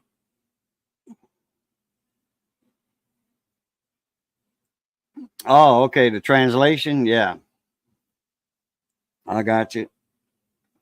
Uh, oh, you're in Fort Myers? Okay. Yeah, I don't know why I always thought you were in Iowa because, and now I'm getting, USS Iowa. Gotcha.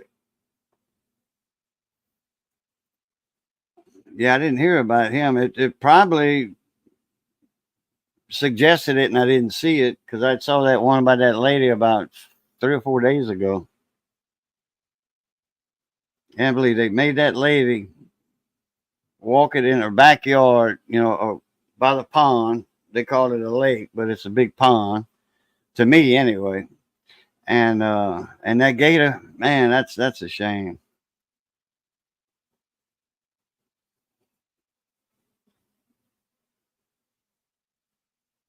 And everybody, she lived there for a long time.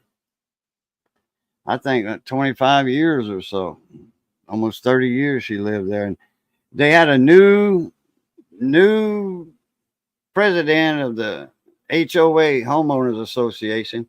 And when somebody gets to be a president of any kind of outfit or whatever, they got the big head, the grosse tête, and they got to show their power and use their authority, and that's what happens when something like that happens. Nothing goes right. Especially like, a new president of a company takes over and it's a young kid, or he's going, oh yeah, I'm out of college, I got my 5 or 10 years in working at the company as a helper or whatever. Now I'm president. Yeah, I'm gonna show these people what I'm made of. Yeah, and usually they get fired a couple years later because they're not running the company right. Yeah.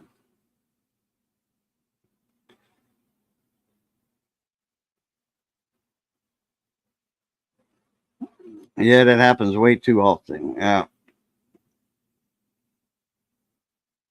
Especially in Florida. There's a lot of gators in Florida. And that shouldn't be they shouldn't have gators around a retirement community because a gator is very fast on land. They fast in the water and they fast on land. And it's all retired people, there's 75, 80-year-old people, and they can't run fast from a gator. They ought to not have gators in those ponds at all. None. And if a gator gets in there, comes from somewhere else and gets in that little body of water, the people need to call it in. They need to get the game warden out there and get them out, get that gator out of there. Which they caught the gator, and they said they euthanized it. They killed the gator, and they were gonna open it up to, because I don't know if the woman's hand was missing to get her rings or something.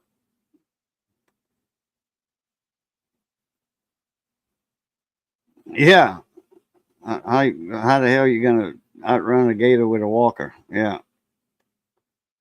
I tell you what, probably most of them people, them retirees up there, 75 and 80, they can probably get around better than I can, because I can't run.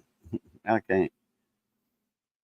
There was a guy a couple of years ago fired a gator for his dog who was getting drug underwater. He got his dog free, but I heard the guy got fined for messing with a gator. Now that ain't right. That ain't right at all. Good night, Jack. Have a good one. Appreciate you coming in, bud. That ain't right at all. See, the game warden's got too much power like that. The game warden's got more power than a cop. Any cop. Game warden's got power. Sometimes they don't need a warrant to come in your house, look through your freezer, stuff like that. But that's for messing with a gator. Yeah, and that probably was on the news, and then the game warden came in later after they saw it on the news to write them a ticket. That ain't right, because gators are a nuisance. And that's why they got gator season over here. And I think Troy Landry had what, almost 1,000 tags or something like that. How in the heck, like he said, how in the heck I'm gonna fill 1,000 tags? And it's crazy that you got to fill the tags that they give you, though. You know, you put in for your tags, they give you a certain amount of tags. And I think we had 120 tags one time. And that was a lot of tags. It took us the whole month, to fill them.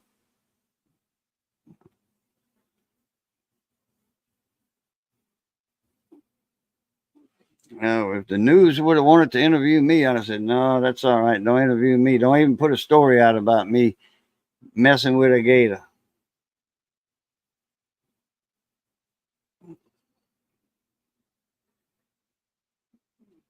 Yeah, that's right. Game warden need to get a job for animal control. Well, they kind of that's wildlife and fisheries. They supposed to be doing the wildlife and fisheries part. Animal control, not just people control. Might get some crap done. That's right.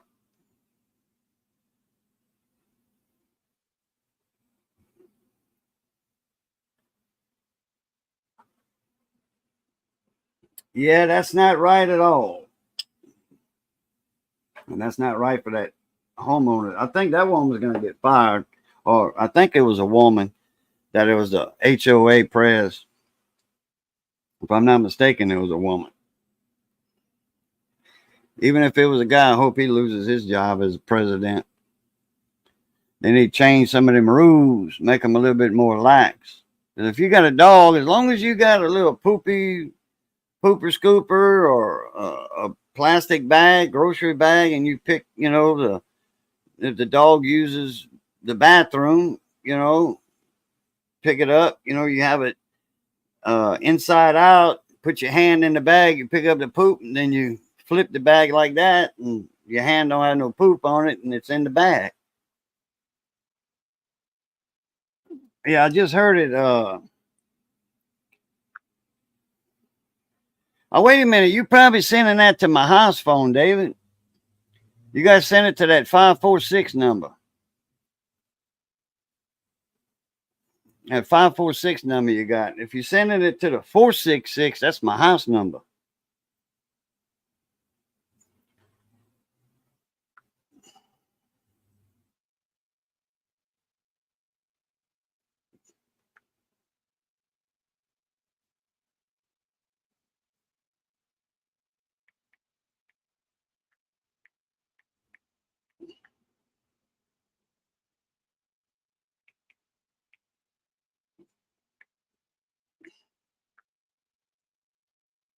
I just sent you a text mix, David.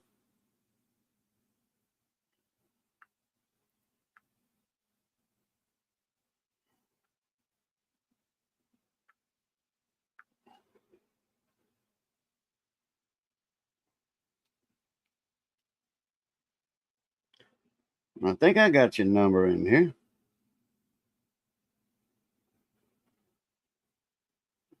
I might just have it set up as a text. I don't know. Might have to get your number out my other phone.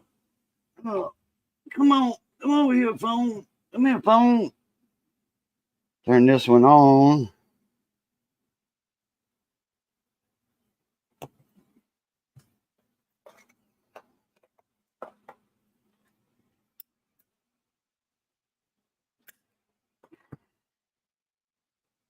I'm more concerned about the pythons and anacondas coming out of the Everglades, just a little south of me. Yeah, they got boas, pythons, anacondas. I guess people had them as pets and they turn them loose in the wild, and anaconda get pretty big.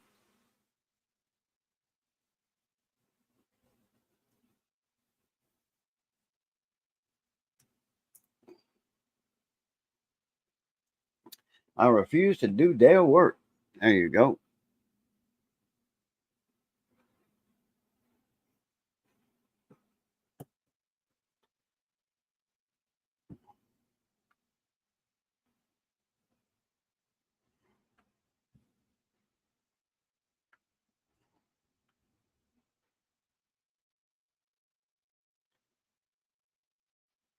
Oh, okay, I got the number in here.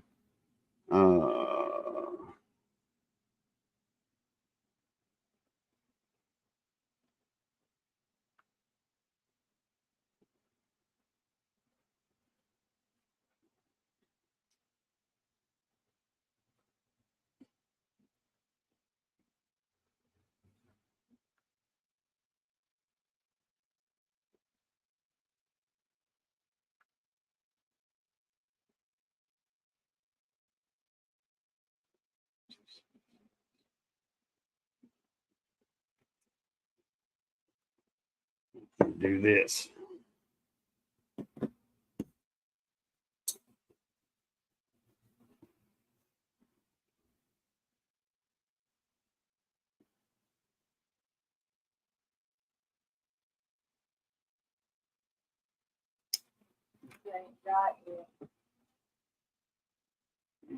Okay, yeah, that's the number for the text. That's the cell number there.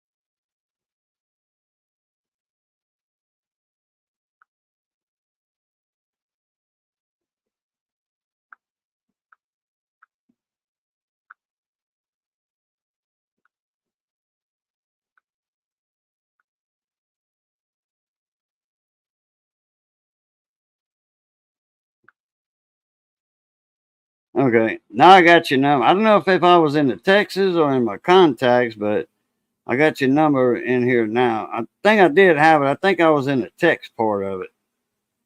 And I tried to call it to see if it would call. I tried to get just press on the name, then they'll give me an option to call or text or whatever, or swipe it to the right and it just automatic calls. All right, there, cats. The animals got loose when the hurricanes come through, is what I was told. Oh, that could be too, but I know they said they had a few people that was letting them loose when their pets snakes got a little too big. What's up, Raging Cajun? On to I me. don't know. I don't know it. In the shop. You at the you at a warehouse? No, at the shop. Oh, you in the mechanic shop. Oh, Yeah. with that brand new Kenworth. Ain't nothing wrong with the truck. It's on the trailer. Oh, somewhere the trailer. Okay, where you at? A Uh-huh. Flying J or something? Blue Beacon? I mean, not a Blue Beacon. Flying J or Loves. Loves? Yeah. Yeah. State of the art facility, I guess. Huh?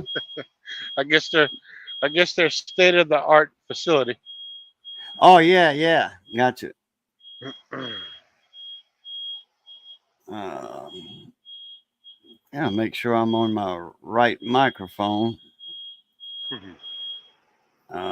Yep, I'm on that good mic. All right. I thought you were eating or something a while ago. That's why you didn't jump up at the start. No, I've been waiting on their phone call. Oh, I got you.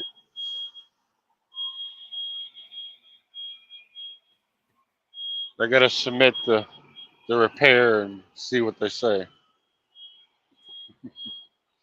They possibly need two tires. Really? Yeah. What's up with that like that? Hmm? What's up like that with that? That's what's wrong with the trailer, some tires? Yep. Oh, okay.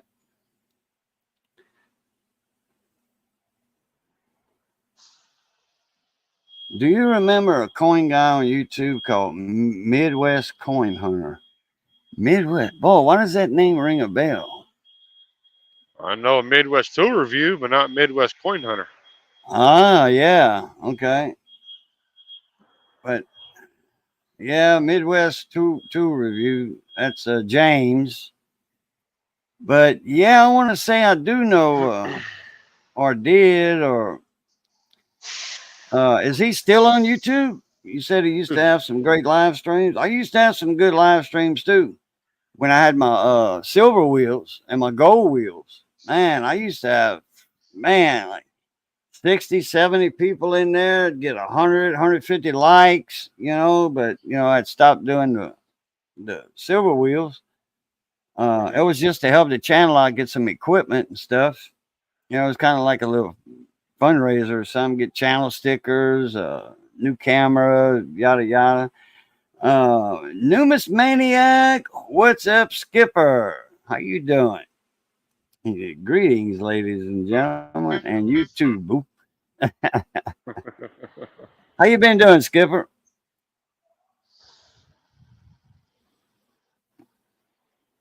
He's Oh, up in wife's. Canada, Oh, huh? I'm sitting in Sulphur Springs, Texas. Sulphur Springs. Uh huh. That's where uh, Papa Texas was at about a week ago when the tornadoes were hitting around Dallas. Yeah. They had one headed straight for McKinney coming out of Frisco, and I ain't talking about Frisco Bay, Frisco, Texas. There one coming out of Dallas heading east straight for McKinney. I give Papa Texas a text message, and I said, "Man, you got a tornado heading straight your way." He said, "Thanks for the heads up, boo." But he says, "I am in Sulphur Springs in a cabin. We out of town on a little mini vacay." Damn. All right, I heard a little notification there. Yep, got a text message this time. Let's see what David sent me.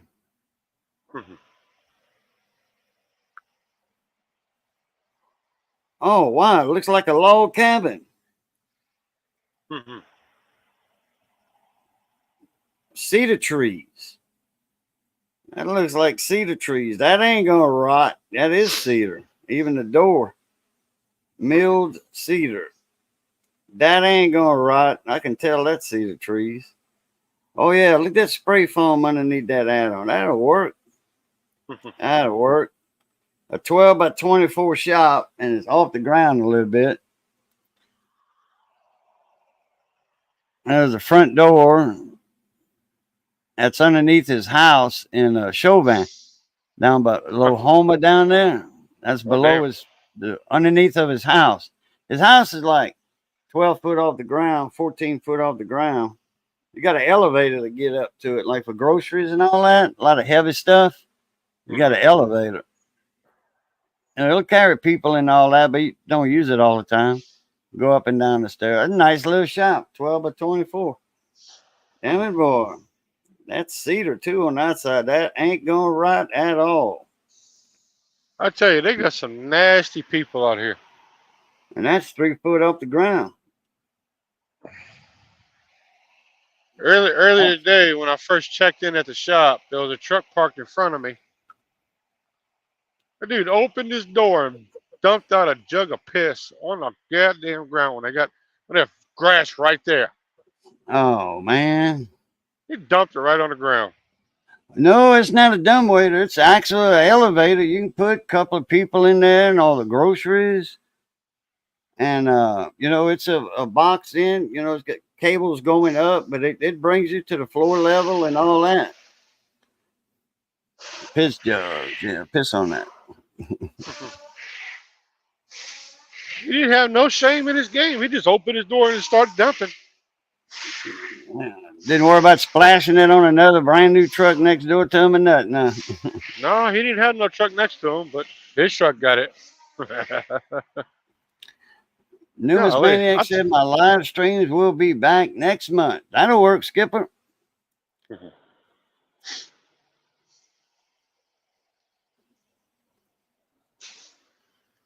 I yelled at him like, "You nasty mother!" There's grass right next to your truck. You gonna dump it on the pavement, dude? You're a moron.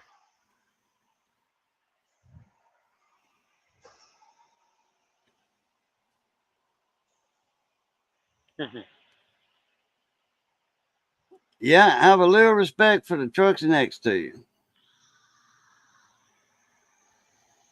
Right? Well, that truck right there is asking for problems. You got Why is straps all that? over that. He's got straps all over the coil, but I might have seen 2 or 3 chains on it. That's about it. Those straps are not going to hold that coil down. I said, that's some coal steel, ain't it? Yeah. Well, he got that far with it. Is he riding on luck? Yeah, he's riding on luck. What's that? What's that trailer behind you? Power Man? What is that? Tools or something? Oh, Bowerman. Uh huh. Bowerman. Bowerman. Mm-hmm. Any light lizards out there tonight? Hell no. No, that's a Not at these respectable truck. truck stop, huh? Not at these truck stops. Police is always up in this area. No, it's few and far between you see one of those out in the parking lot anymore. I mean, go up to Kansas City, Kansas City, Missouri, up in that area, that Flying J up there, you might see a few of them every night, but they're not really out in the truck parking lots anymore. Not as bad as they used to be, anyway.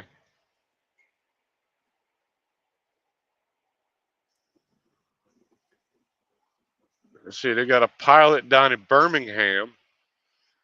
They're always there. I think that's about the only two truck stops that I've had knocks at the door and told them to go away.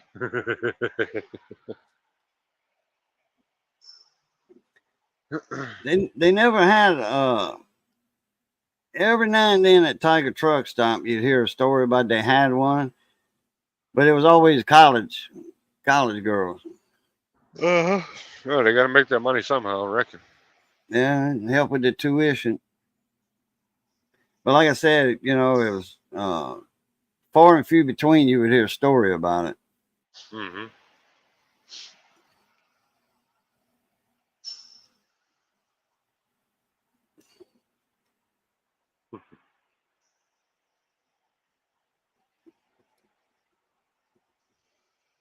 I That's don't the know. front of the shop. Oh, it's Cypress? Okay.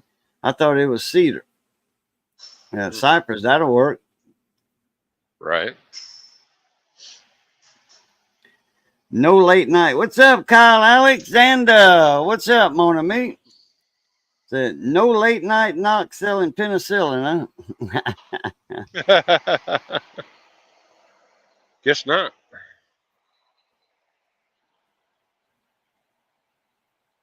Kyle, you know anybody that hauls cars?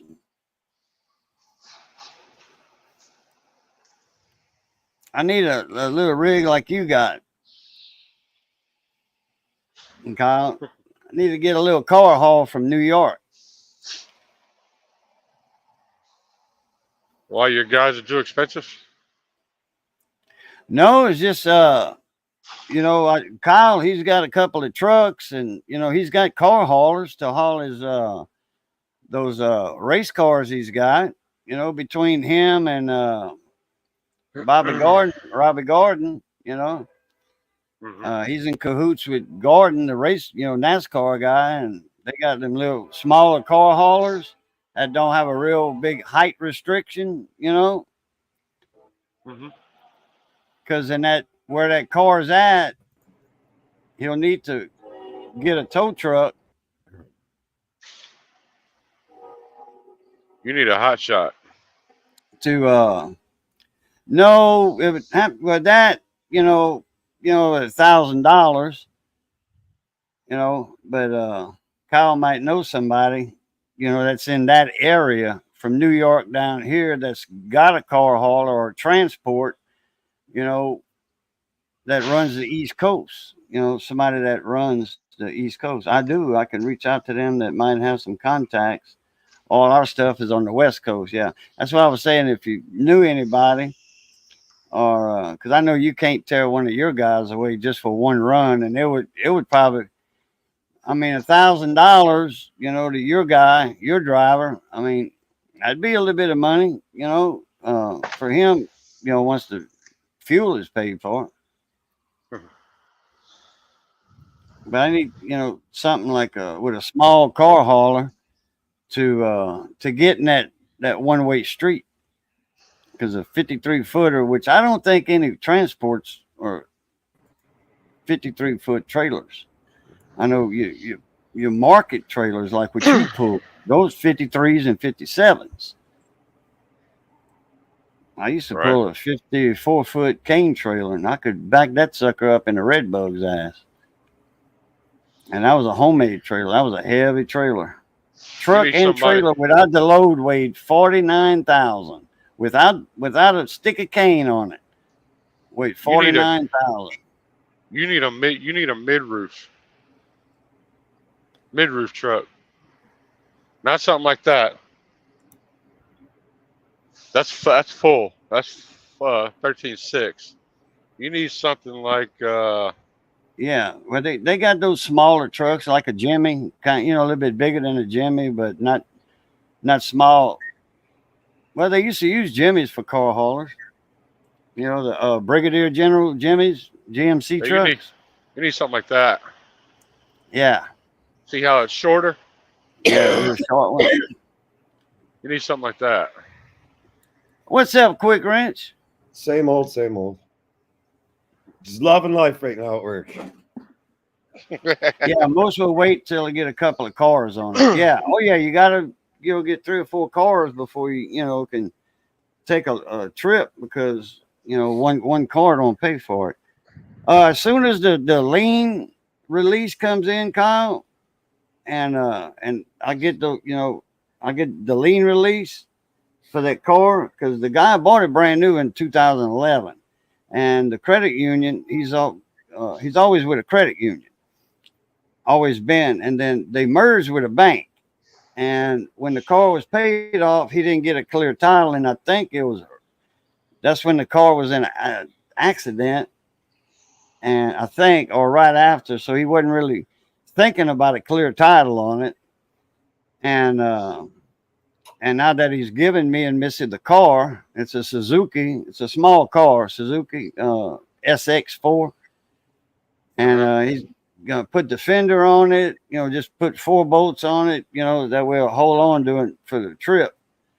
And the hood's already on it. Everything's not lined up and aligned, like a car off the showroom floor, at the factory.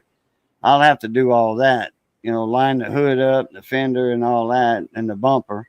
But it'll all be on there, and it'll have a Right. new battery in it, and the car runs. I mean, he runs around the block every now and then, and I think he changed the oil in it. He uses that Royal Purple Royal synthetic oil. Uh-huh. But uh, I mean, a free car, it's got 78,000 miles on it. That's not bad at all. No. I had a lot of fun this week. I put I'd tell you, aftermarket warranty claim, but customer of ours had their engine fail. Their timing jumped on their 3.5 twin turbo Ford Escape. Ooh, Not Ford Escape, Ford ooh. Explorer, and it smacked all the valves. So it had no Mhm. compression on any of the cylinders. Well, believe it or not, they're aftermarket warranty that usually don't ever cover anything. They're covering the engine, and I got this guy 2 new turbos too for the engine, because there saw a little bit of oil leakage in the turbos. But bottom line, I got a remanufactured engine straight from the Ford dealer. I put this sucker in the car. I got everything together. Everything's said and done. It's over 20-hour labor job. Over 20 hours of labor. I start the damn thing up and it's pissing oil. And I lift it up in the air and I'm like, what the hell? And I'm looking at it. I take my hand, I'm sneaking it up in there. I'm taking a towel and I'm rubbing it. It's leaking oil right out the side of the block between the oil pressure sending unit and the oil filter housing assembly. There's a crack in the freaking block, and oil's just leaking right out of it. And I'm like, son of a bitch. You know, you look at it, and at first you think that's you could see a little line, but it almost looks like a casting seam. Well, it ain't no casting seam. It's a crack in the block. So I called up the dealer, and they sent a claims adjuster out because I guess whoever they get their engines from has a warranty that also will pay for labor if something fails within the 3-year, 75,000-mile warranty that we have on it.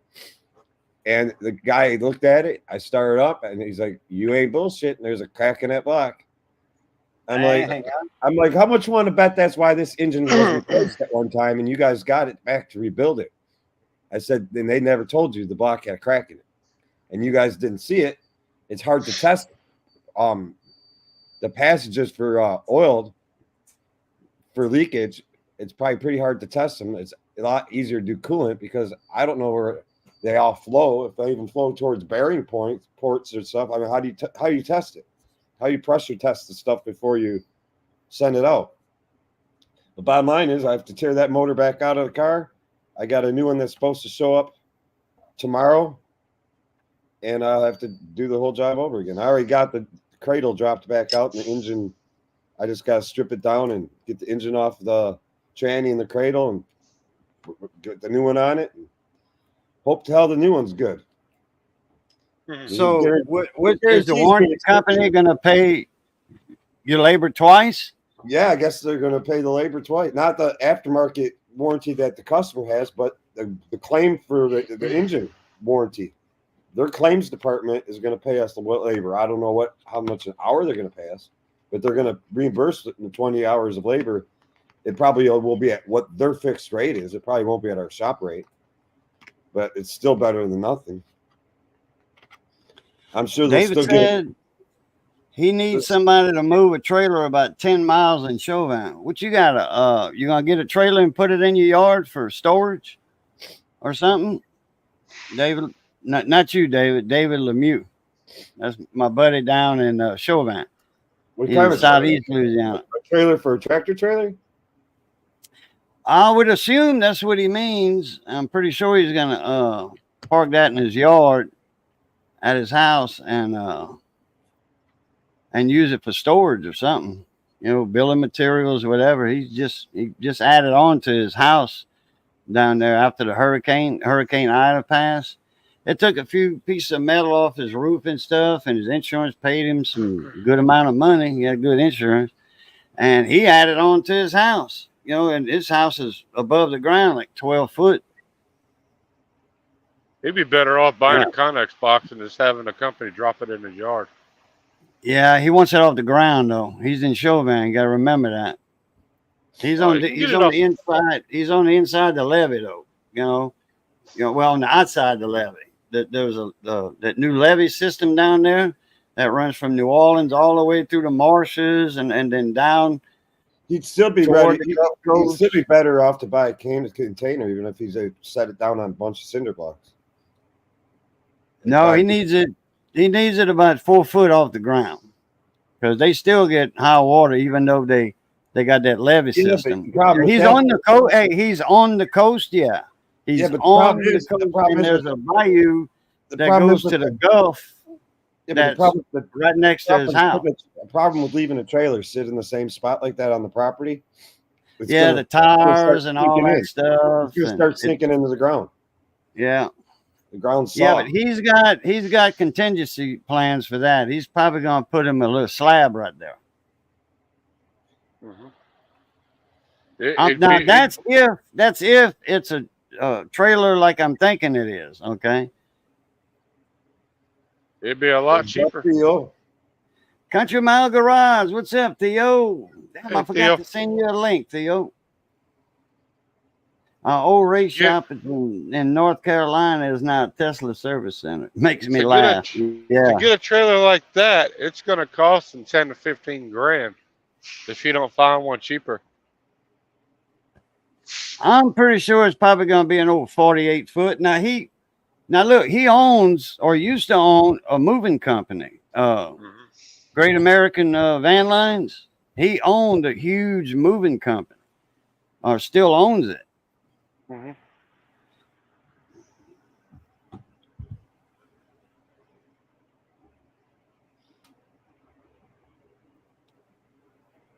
Yeah. Oh, that meatball stew, that Villeplat style meatball stew. Oh yeah. Over rice, but she also made a cornbread. And then tomorrow night, I won't eat no rice, no meatball stew over rice. I'm gonna put it over the cornbread. Oh yeah. Hell yeah. Shit, damn boy, howdy. You said it's a meatball stew? Yeah, buddy. With a root. With a What coon do you ass say? root. Basically, it's a stew. You make it just like any other stew, but instead of putting chunks of beef in there, it's meatballs. Yeah, we don't make a beef stew like that down here. We make a meatball stew, a pork and sausage stew, pork stew, no sausage, and like a shrimp stew, with roux. But it's a Villeplat style. That everybody calls it a Villeplat style. It's Mamu style, Villeplat style. Mhm. Well, roux is just a thickening agent. Oh, roux. Yeah, roux is the base of a gumbo or shrimp stew, Yeah, it's shrimp it's and crab what stew. thickens it up. That's what thickens up your.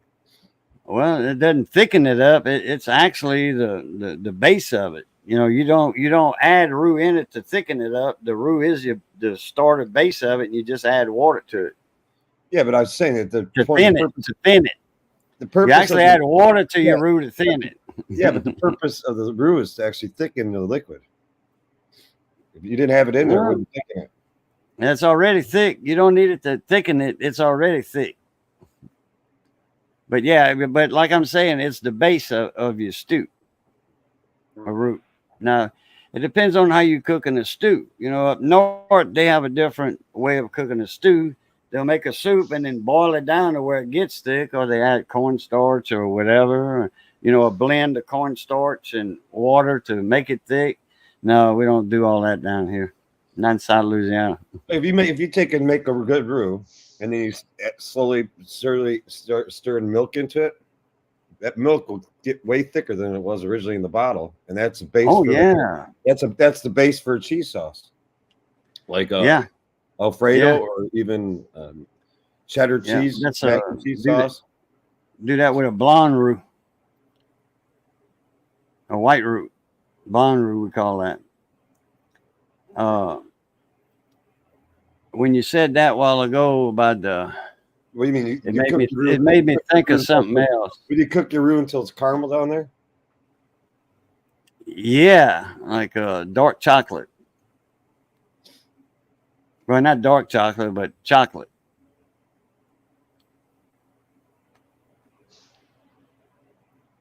Well, you made me think of something earlier when you said that. A certain dish, and I forgot what it is. But that's how I make my. That's another story. Hot dog it. I wish it could come back to me. And it's damn good too. Oh well. His trailer's in there, Theo. See, the popular stews here in the north, they're just like your typical beef stew. They just take stewing beef and Yeah. you add a liquid to it, whether it be beef based, like a beef broth based. Yeah, like with beef bouillon cubes. Well, I use beef stock, or I've seen it Yeah. even done with tomato, like a tomato base. Oh yeah. And then just put your vegetables in it, your potatoes, all that, and you just cook it low and slow. That'd be like a red eye gravy.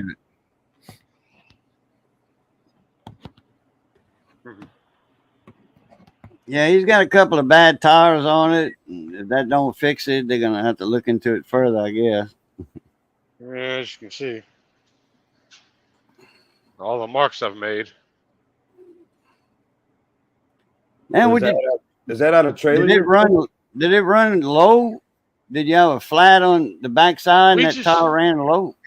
we just picked this trailer up this morning, Oh, okay. So you don't and know the I history think behind it. I think somebody curved it, Oh, okay. Hence the all and then that marks on it. this one right here, it's got literally Holes in it. indentions. Yeah, holes in the sidewall. You can't repair those. Well, at least you. So Well, we all know you did your pre-trip. We all know uh-huh. that for sure. Can't deny Needs, that. it needs a new rim too. Oh boy. They ain't gonna put a new rim on it though.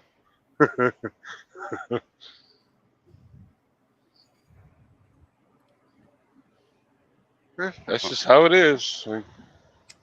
Are they recaps? Yeah. Yeah. Now you're not allowed to have recaps on your steer wheels, are you? No. No, not at all. Steers, if they catch recaps on steers, they'll nail your ass to the wall. Oh yeah. Steers have more rules on them than any other tire on the truck. The company I used to work for years ago, that's when I was in between trucks.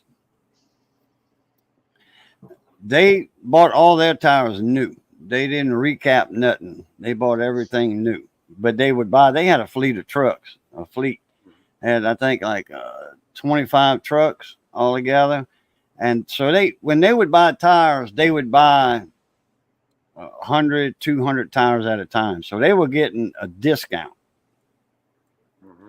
And they had a tire guy that would come and put all the new tires on the rims they had. And he gave them a good price. Because I tell you what, that's the best tire man I've ever seen in my life for big truck tires. He was framed about my size, but he was real more muscular. You could tell he's been doing tires and hard work all his life. And that guy there, he could swap a tire out.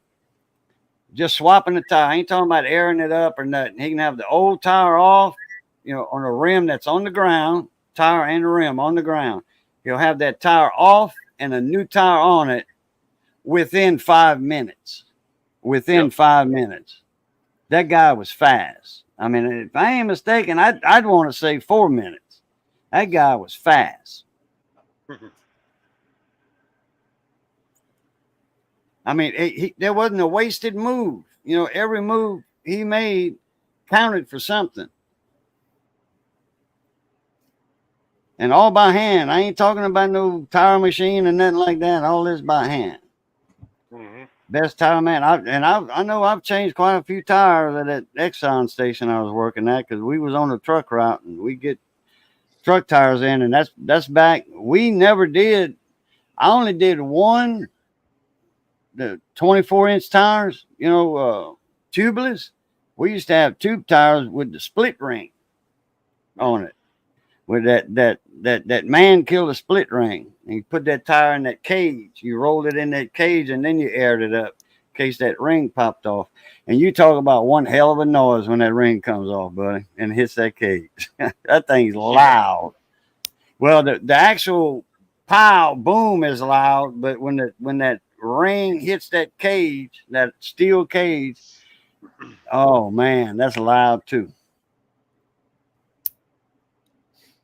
Yeah, that pop you hear when the tire seats to the rim scares the shit out of me every time. I expect it though. Then it still catches me by surprise, even though I'm expecting it. You got to hear the pop that some of these car tires make now, man. Yeah. My first cousin owned the tire shop. You get in these real low profile 18s and 20s, 19s, really? 20s, 22s.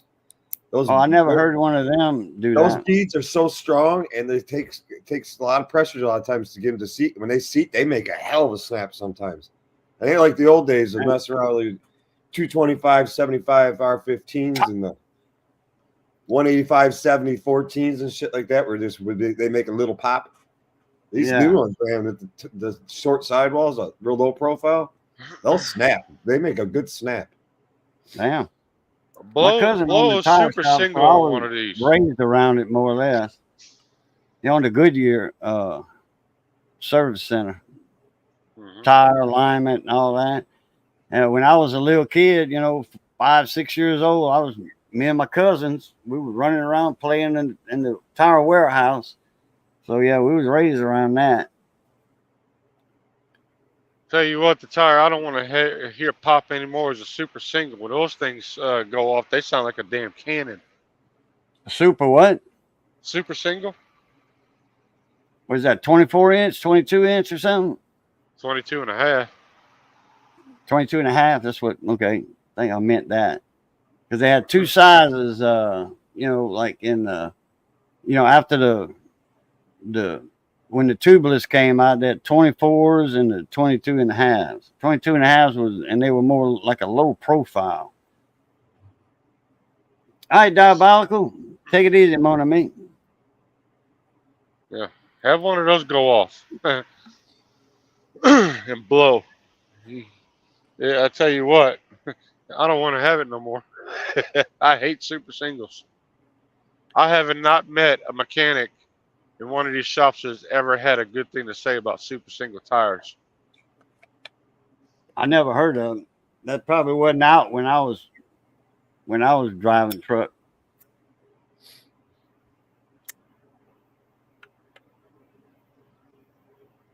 Full 45, 65, or 22 and a half, or 465, 70, or 22 and a half.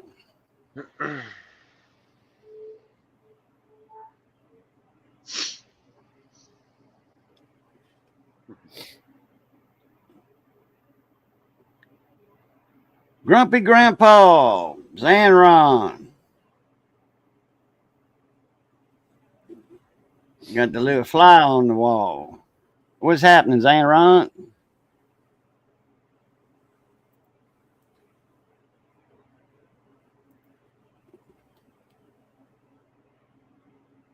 It don't show the picture of the fly or the bee. It looks like a fly. I'm getting paid twice for it. I'm still pissed off. I have to redo an engine job I just did. It happens. Yeah, man, I know the feeling because when I used to build something and then the homeowner would change it, you'd have to, like halfway the job, you got to tear down like the roof. Man, I'd left the job one time.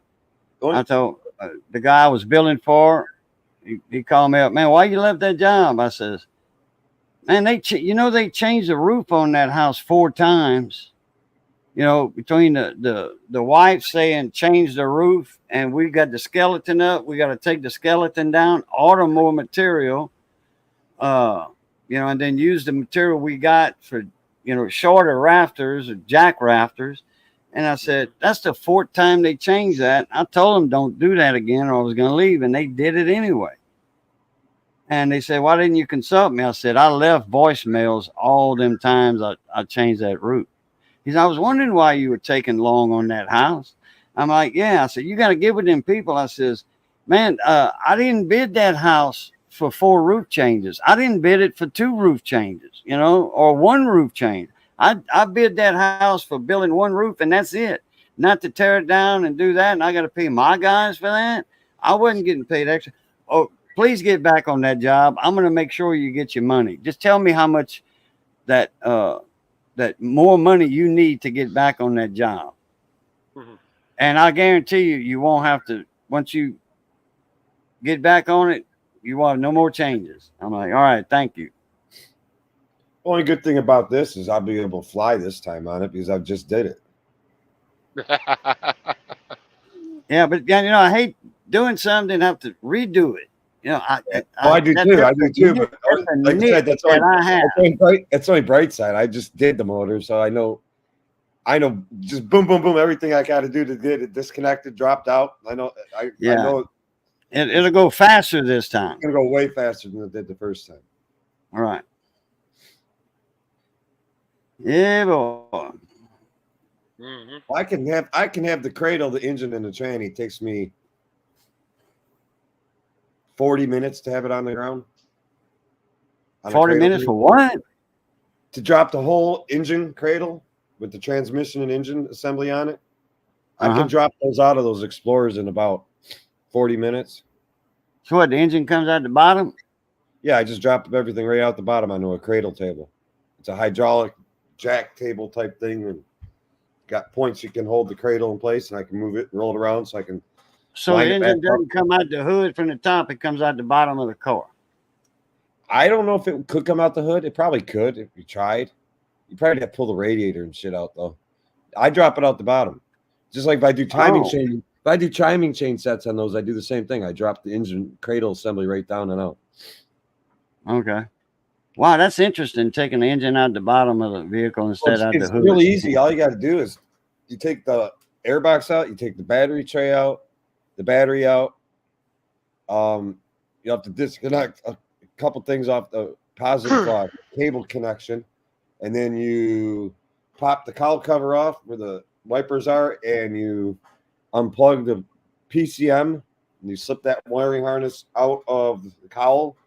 You take that, slip it out, lay it on the engine. You disconnect the fuel line, disconnect your coupler, your intermediate shaft from your down to your rack and pinion, ball joints disconnect, link pins you disconnect, couple coolant hoses, the fuel line, trans cooler lines, which are all like quick disconnects, and then you basically just get your cradle table up in the right spot, line everything all up, take the 4 cradle bolts out, lift the car up.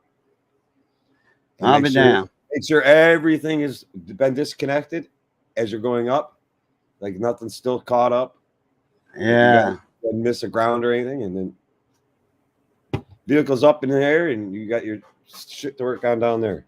But I've done them so many times for like timing chains and stuff. I can drop those cradles in about 40, 45 minutes. Oh, so you have to, when you do the timing chain, you have to actually lift the car up above the engine to do that? The timing chain? What's that? Oh, that's right. That's a sideways engine, huh? Yeah. It's a lot easier. I have done timing chains in those cars in the car, and that's only because I had the car in the air, and I go each corner one at a time and see how the cradle bolts are coming, if they're going to come out nicely or not. But they're all rusted up in there and they're not like wanting to come break loose nicely. Then I'll do the timing chain in the engine bay. It's just a tight fit, getting that cover in and out, the front cover. It's a tight fit getting it in and out. It's just so much easier if you got the cradle down on the ground. I mean, you just can go to town at it. Nothing's in your way. Right. Man, Johnny got him a new a price on a new timing chain kit for the 3.7 Jeep Liberty engine. $500 for the timing chain kit. That's all 3 chains, the tensioners, the sprockets, and all that. From who? O'Reilly's. Is that a variable valve timing engine? I'm trying to think. Don't get me the line on that now. I don't know. It's overhead cams, Yeah, I'm trying to think. What year is it? 04. 04. Hey, Theo, is it 04? Theo would know more about timing chains on those Liberties than me. I've done them too, but I haven't done a timing chain in their heads on one of those in freaking long time. I know they're dual overhead cam motors. Yeah, that's Coils. Yeah, that's the name. That's that brand name of those timing chain kits, Coils.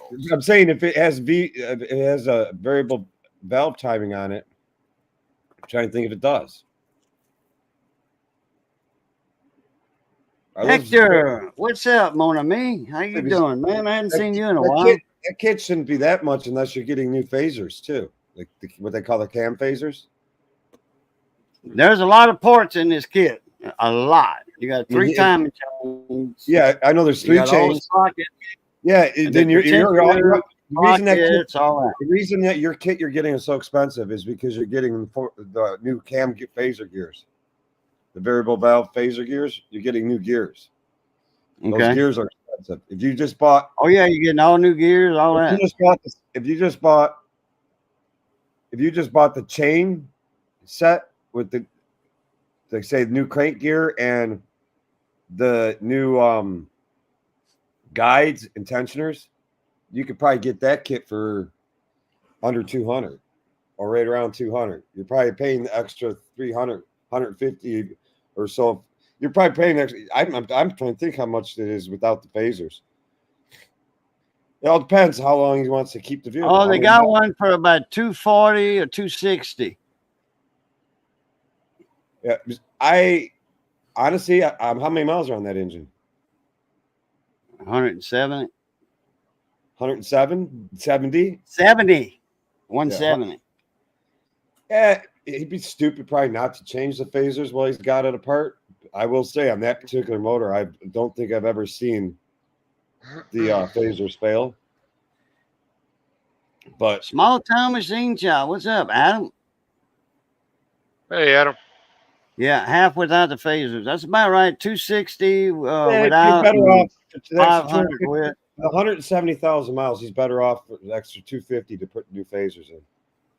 Right. And yeah, don't go with any other brand than what Theo mentioned here, the coils, or coils, whatever that brand is. Yeah, coils. Yeah, that's the name brand, coil. Coits or whatever they call it. Don't go with anything other than that. If you're going to go with anything other than that, go OE. Do not try to go on Rock Auto and find some Chinese shit or Amazon and buy some cheap. You can buy cheaper kits. Do not do it. You'll be pissed off. No, he asked me about what about Rock Auto? What about that parts house everybody's talking about all the time? Rock Auto. I'm like, you can price man, Rock Auto. I don't know about that. Make sure you're getting a coil set, or coil set, whatever. Make sure you're getting that set.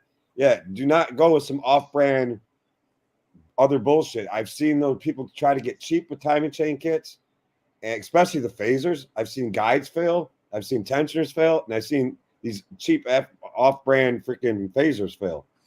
And you'll be really pissed if you put all that back together, and 5,000 miles later, all of a sudden your engine's running like shit because a phaser broke inside. Okay. You're better off to use the good known brand. That's probably who makes the fucking OE parts for Chrysler, is that company. Oh, okay. Now, you talking about phasers and all that. Can you get it out of phase? I know you line your timing marks up and all that and everything, but is there anything special that you have to do since you got those phasers and all that? Is there anything that he needs to know? He's got the shop manual on it, the service manual. Get it apart, put it back together, line this up, put this here, line this up. Is there anything extra special to do on that or no? No, there's nothing really other than making damn sure you're lined up properly, which I believe on that is pretty hard to screw up. If I'm correct, the chain's going to have colored links. The chains are all going to have colored links. So you're going to have 3 chains, 2 chains for each of the camshafts, right? Right. And then the one main chain that drives one of the cams. Right. Coming up and then going up. Yeah. A Y. Yeah. As long as you got all the timing stuff set up and marked, it should be pretty straightforward. I believe the chains on that year, I believe it's all got colored links. Yeah, Theo says it's easy as pie. Just make sure you follow torque specs on the phasers. Make sure you follow the torque specs on the phasers. The phaser bolts are going to want you torquing those to a particular spec. Make sure you're close on it. I'll tell you what the spec's going to be. Extremely tight. Very tight. And when you're putting the heads back on, make sure you torque them properly. And just follow the torque specs on the heads. Which you read the torque specs on the heads, you might say, what in the hell is this? Because I think they want you to go torque it to a certain foot-pounds and then go next step to another certain foot-pounds, and then maybe even a third step to another particular foot-pound, and then they may want you to go in sequence 90 degrees, and then they may say go back and sequence another 90 degrees, and you're saying, what up with that? That's awful tight, but trust it, follow it, do it.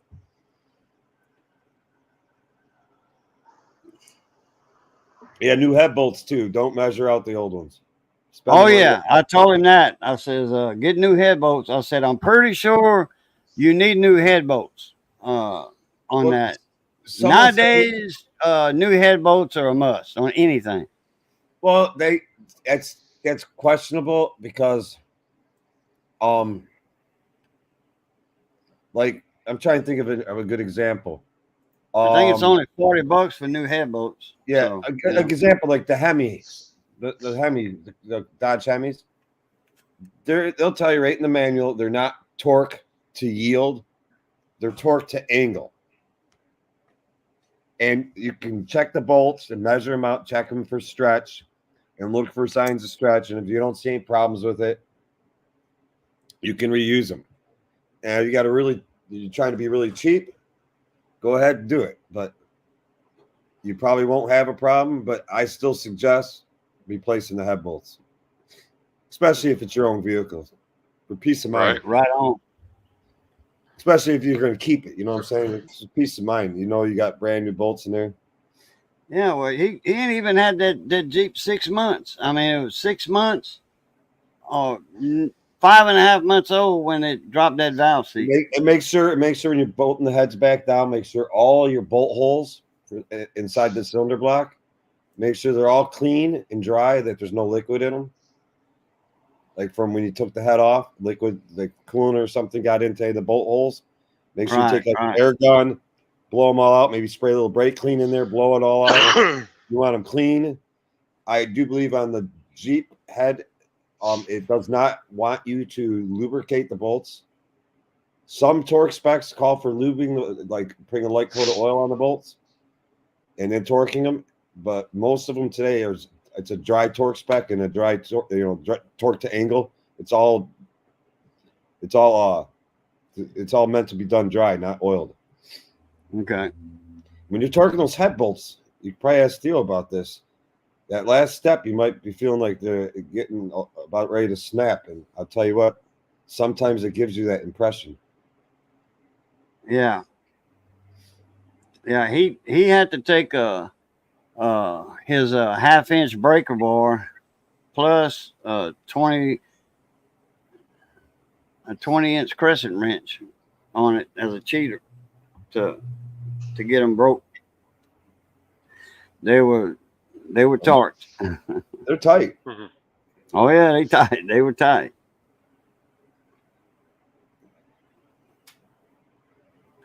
He's gonna have to get probably put him a little cheater on his torque wrench. Well, he's got a pretty long torque wrench. What did he pull both heads off or just the one head? Oh, just that one.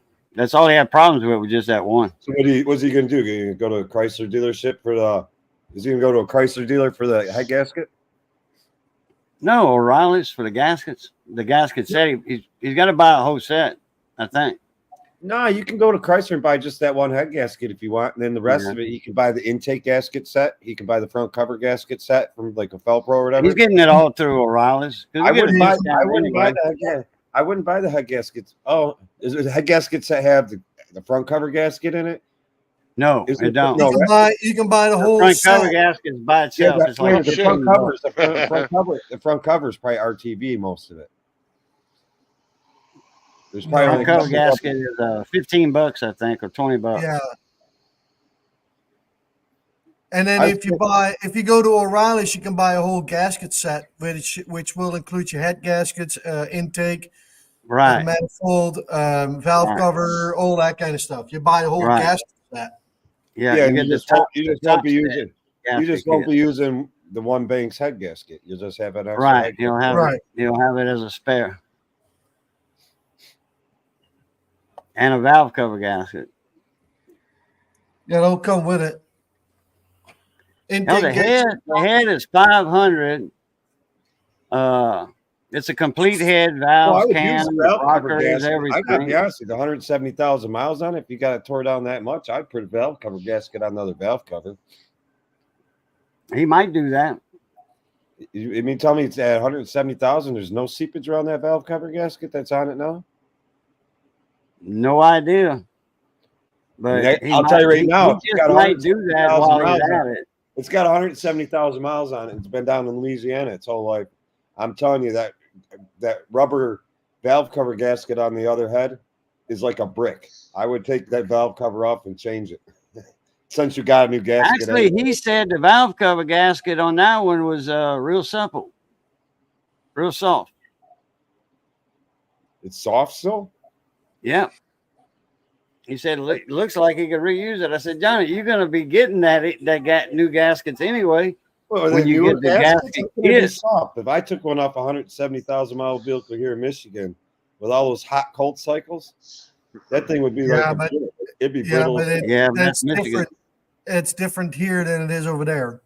The climate is way different. Mhm. It don't get real cold down here. Every now and then it'll get below 32. Well, when it does, and plumbers get busy. If it does, it will crack cylinder blocks.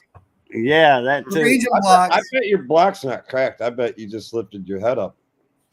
But I tell you what, if I would go through all that work or have a mechanic do it, head gasket, new heads, or just even though the labor just to take the two heads off and put just, Magnaflux the heads to check for cracks, and then put new gaskets on it, put the heads back on if they were good. And then if that wouldn't be it and the block was cracked, that would be $1,200 gone for nothing, just to see. Oh, yeah, I understand what you're saying. Plus, you said you ran it with a lot of coolant in the oil. Yeah. That thing went. That's not too good for the engine. That thing went about at least 10 miles. At least 10 miles with that water and coolant in the crankcase. Yeah, buddy. So those bearings are, wasn't lubricated properly in the bottom. Anybody need some truck lug nut bearing Covers? removers? Bearing remover. Oh, you had the mechanic's bench? No. Anybody need any of those? Oh, you're not at the bench, but you're right there by the work table. I got a shit ton of those, except they're all for 4-wheel drive. I got mine already. Dang. All their toolboxes are over there. This here's the big one. Is that a 35 millimeter? Well, let's see what the size on this bad boy. It's a 3 7/8. 3 7/8. 3 7/8. Okay. Almost 4 inches. It's a big one. That's what she said. That's right. He was shocking on. 35 millimeter ain't but about like that. I forget what. Let's see. 25 millimeters right at an inch. So yeah, 35 is a lot smaller than that. I always told my wife that's 6 inches, and I told her that was a foot. It was a foot. And now you're divorced. What you been up to? I thought you've been. I know you've been doing the games and stuff like that, but you've been doing any wood burning lately? I need a couple of good patterns. I think I know somebody that does wood burn. I need a couple of good patterns in a PDF file where I can print them out to actual size and use that wood burning kit I got. I've seen somebody doing some wood burning in a video not long ago in a short. Man, them people were. That guy was making some awesome wood burning in and he was doing this freestyle. This guy was an artist. He was doing this on like a split log, like a oak log or whatever. And he was doing a wolf scene, walking in the woods, Man, that guy did that wood burning. He's like you, Ozark. He's like you. The guy was good. Man, Ozark got some good stuff that he's done. He did some wolves. He does that fine line wood burn with the hair. He's got all that hair and ear hair, all that down pat. He's good. Ozark's good.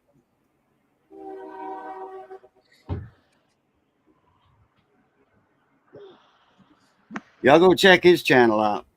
I don't know See if you some were of the on. work he I don't know does. if you were on the in the chat yet, Deal. But did you hear I installed a new engine in a 2014 Ford Explorer, a 3.5 twin turbo, and I got it all together, started up, and it's fucking leaking oil. I have a hairline crack in the block. I shouldn't laugh, but fuck. Yeah, Yeah. that's what I said. But they're gonna get me a new motor, and they're gonna pay us the labor again. They're gonna do a warranty labor claim on it, I guess. Was this a brand new reman engine or what? It was a reman engine ordered from the Ford dealership, but whoever Ford Motor Company has doing the remanufacturing of their engine, there's like warranty through them and all that. And we called the dealership. The dealership filed a claim with them. They sent a claims adjuster out. He had me start up. He looked at it. He said, "Oh, yeah, that's definitely a fracture in the block. It's an aluminum block, you know." And he's like, "Yep, looks like we're going to have to do a claim on this." And he wanted to know what the labor rate was on it, how many hours it paid, and all this other stuff. They're getting me a new motor. I'm going to get paid on it twice. So. And it's a aftermarket extended warranty. Well, plan. the original bill is being covered. Large majority of it is being covered by an aftermarket warranty he bought when he bought. So they don't check that engine before they rebuild it? Apparently not. He told me it's very hard to check a aluminum block and make sure that there's no cracks where oil would flow. He said they can do it easily with coolant. Do that all the time. He said obviously this one didn't get caught. They do that all the time. I mean, they got special things for that, and then with a bunch of plugs that you clamp down, and then you can check the oil and the coolant passages. They were just lazy and let He it said go. they checked the coolant. He said they checked the coolant. He said they don't always check the oil. He said it's too hard to check the oil because it flows too many places. There's too many holes to try to plug up. I don't know. Maybe that block is difficult to deal with the way it's designed. I wonder if that block went through a freeze.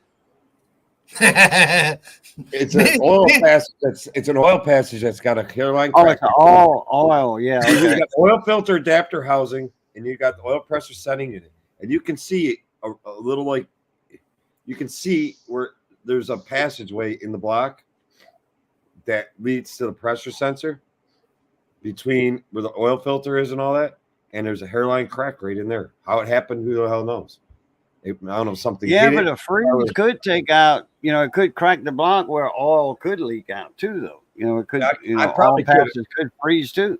I mean, if this the block could crack and then crack that oil was right at the oil filter water passage. Is it between the oil filter adapter where the oil filter housing adapts on? They dropped the engine. Yeah. Something happened to it. In between the oil sending unit and the oil filter. They dropped the engine. It's in between. Yeah. So you think they dropped it on that oil? I mean, if this happened on if this happened on somebody's old ass car or some shit, I wouldn't want the liability of it, but I would probably attempt to repair 2014 is already an old ass car. It's 10 years old, dude. Well, I'm saying though, this is a brand new motor, Rose. Well, I'm trying to say it's a remanufactured motor. If this was somebody I knew and something happened to the car or whatever, somebody did something stupid and they put a hairline crack in it, I'd probably first try to braze it with aluminum brazing rod. Yeah, but that's cast aluminum though. Yeah, it doesn't matter. It's really hard to mess with cast aluminum though because you know what your biggest problem is going to be? It's already polluted with oil, so that's going to be extremely hard to get anything to stick. Really, you'll always will have a pin, a hair, like a little pin leak or something like that. Man, if that aluminum ain't 100% clean, it'll be hard to really seal that up. Mm-hmm. It's already polluted with oil, and that gets into those spores, and then before you know it, you can't really put a good weld down or braze or any of Do you those think things. now this engine? Do you think they'll try to fix this when they get the machine shop gets it back? Do you think they'll try like hot tank the shit out of it and try to fix it? No, What's up, Carlos Z? What's up, mon ami? they don't care. They just throw it away. Runs great. I mean, I even got this customer under his warranty claim. I even got him 2 new fucking turbo units. I pulled the left bank turbo off. The old motor, we left that open when we were doing this job. Like, hey, if the turbos have got oil signs of oil leakage in them or any of that, we're gonna have to add those to it too. And the warranty adjuster for the aftermarket warranty that the guy bought when he bought this car used said, let us know. And I pulled the one off. The left bank had oil, lots of signs of oil that was leaking into the impeller and all that. You could see the turbo was basically on its way out shot. The right side was fine. I called the customer and let him know that we're gonna have to add turbo on it. And he's like, just one turbo? I said, no, I'm gonna get you 2 turbos. He said, but you said there was no oil in the other one. I said, the adjuster already said if it needs both turbos, they'll cover it, but they're only going to cover up to this much per claim. But we can still squeeze it in that price range that they're willing to cover. He goes, well, how the hell are you going to do that? I said, I'm going to take used oil and I'm going to fucking pour it into the turbo that doesn't have oil in it. All they want me to do is take pictures of it and send it to them. So I sent him a picture of each turbo with the oil. I told the guy, I told the customer, I said, fuck this, man. I'm not printing. Your car has 118,000 miles on it. I said, I'm not putting a fresh motor in it with 118,000 mile old freaking turbo units on it. Yeah, with a used turbo. Or just replacing one. Well, I got the engine out. It's so easy to change those turbos versus having to change them when the engine's in the car. I said, no, you're getting 2 new turbos while we're at it too. I was impressed with the motor they sent me, though. It came with a new high-pressure fuel pump on it. It came with spark plugs installed in it. Came with various sensors already installed in it. Like it had oil pressure sending unit installed in it already. It had I don't even know what the sensors that was in the back of the motor. I was looking into it. Is that a long block or was it a short block? It's a long block. Okay. I had to switch over the high pressure direct injection. You know it's a long block because it has spark plugs in it. Boo. Oh yeah. Yeah. All I had to do was a short block. No fucking way you could put spark plugs in it. Yeah. Unless you just throw them in the hole. Actually, I did miss that part when he said spark plug. Yeah. No, wait a minute. No, when he said spark plugs and sensors, that's what I said. That must have been a long block. Yeah, but it wasn't really a question. It was kind of a statement.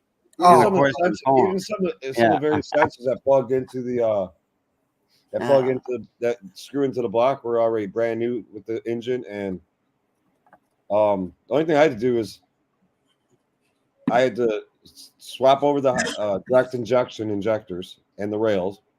I did have to buy a new fuel feed pipe assembly that goes from the injector rails to high pressure pump because they say to only use it one time. It's a one-time use.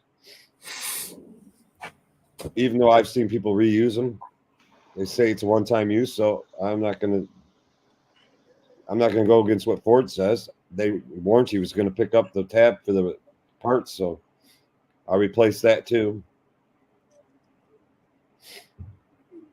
And then did you see all them barbecue pits on that trailer? All the direct injection injectors, I had to put new seals on. Raging, you seen all them barbecue pits on that trailer pass by? That wasn't barbecue pits. That was steel pipe.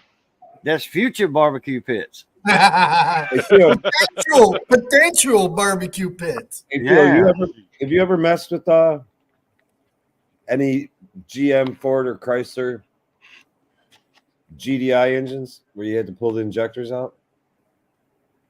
What year are we talking about here? Anything that's direct injected. What do you mean? Well, the injectors it's direct injection fuel system. Okay. You ever had to mess with any cars that had that and pull the injectors out? Yeah. Fuck that. That was on that. That was on that on that Land Rover. What's up, Pat CB? Did you replace the seals Land when you Rover. put that together? Huh? Did you replace the Teflon seals at the bottom, around the bottom? Yes. What did you use to get them on and off? Oh, get them off is easy. What did you use to get the new ones on? You need an injector puller and an installer for that. No, but the seal, to change the seal. What did you do to change the seal? You have an installer for that as well. You had to buy, huh? would you have to buy a special tool for a Land Rover one, or? Yeah. I just say I got a Lyle tool. I know, Pat. I know. It was horrific. Never again. That was the first and the last one. Well, After that, no more Euro trash. What seal installer set did you have to buy? Did you buy get one like the Calvan, or did you get it from Lyle, or? No, because it was just on a Land Rover, and I never really worked on Land Rover, so I went fucking cheap. Cheap tools, specialty tools. Yeah. Yep. Well, your cheap tool is going to last you a while anyway if you don't use them every day. I'm just saying that on the direct injected engines, the injector goes into the cylinder head, and there's a Teflon seal around it. They say you got to replace it every time you pull the injector out. Teflon seal. Okay. You got to replace that Teflon seal. Well, you kind of got a little tool that you put on the tip of the injector, and then you slide it up the injector, and it expands a little bit. Then you got another tool that kind of pinches it closed again. That you either drag down it or put it over. It depends. But Lyle makes a kit that works on most GM, Fords, and almost every Subaru, and various other manufacturers, depending on the brand injectors they use. I'm just saying that Lyle kit works well. The Lyle kit works well. I don't know, man. I don't work on stuff that's that new.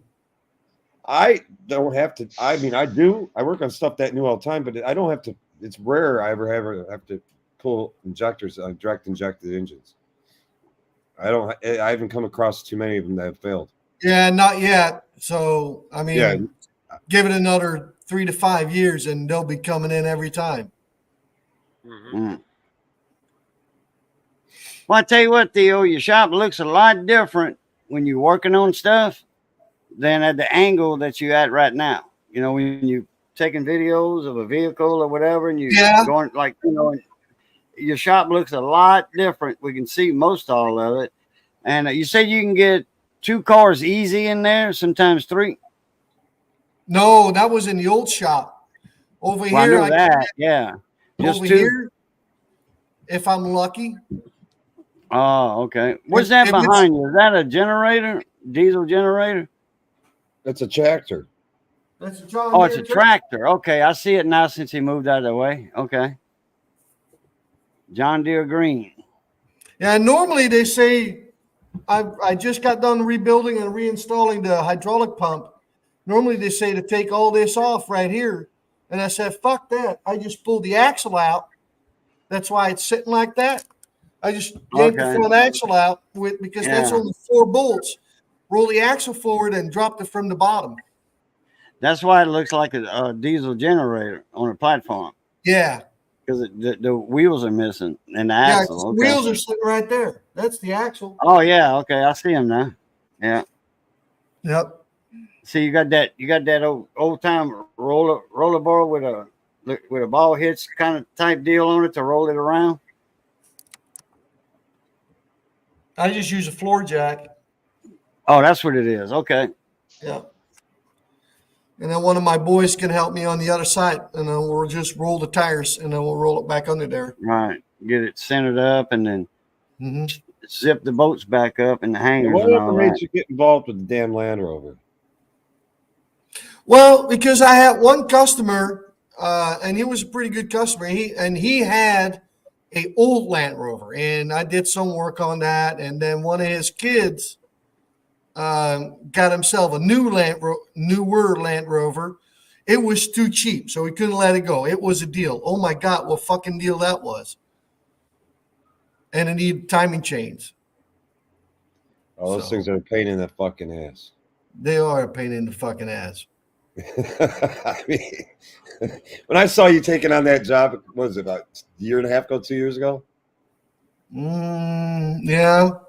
It might not seem that long ago, but time flies. You're having a good time on a Land Rover.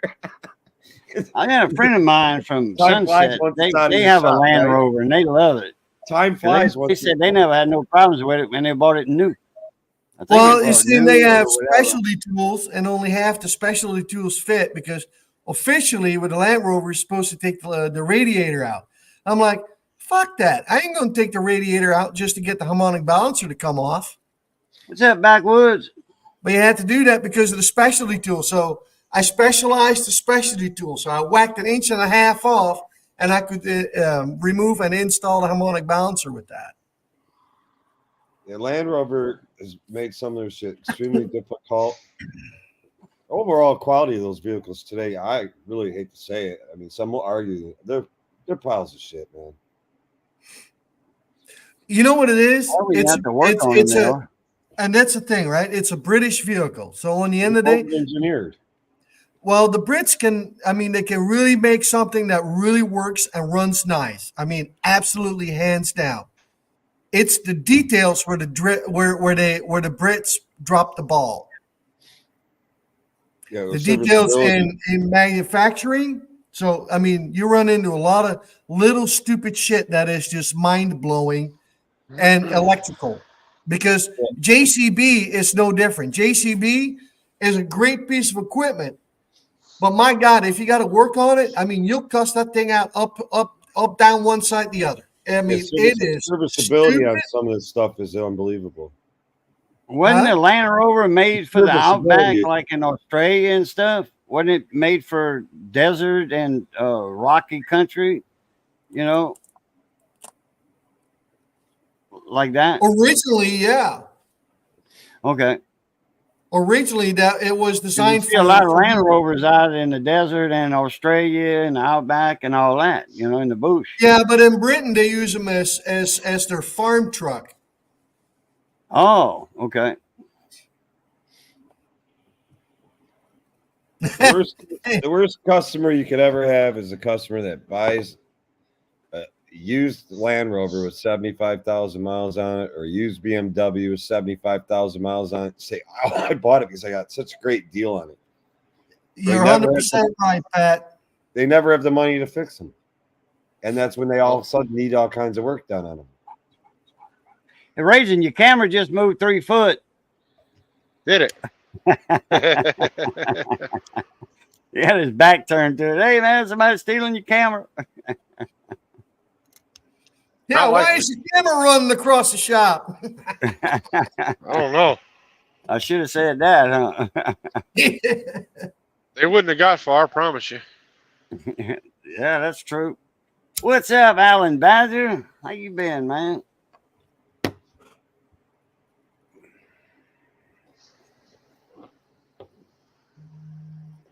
That's right, Pat, and that's the thing, right? As soon as they hit, they get close to 100,000 miles. You need to put a lot of money into them. They need $5,000 right there, 5,000 to start with.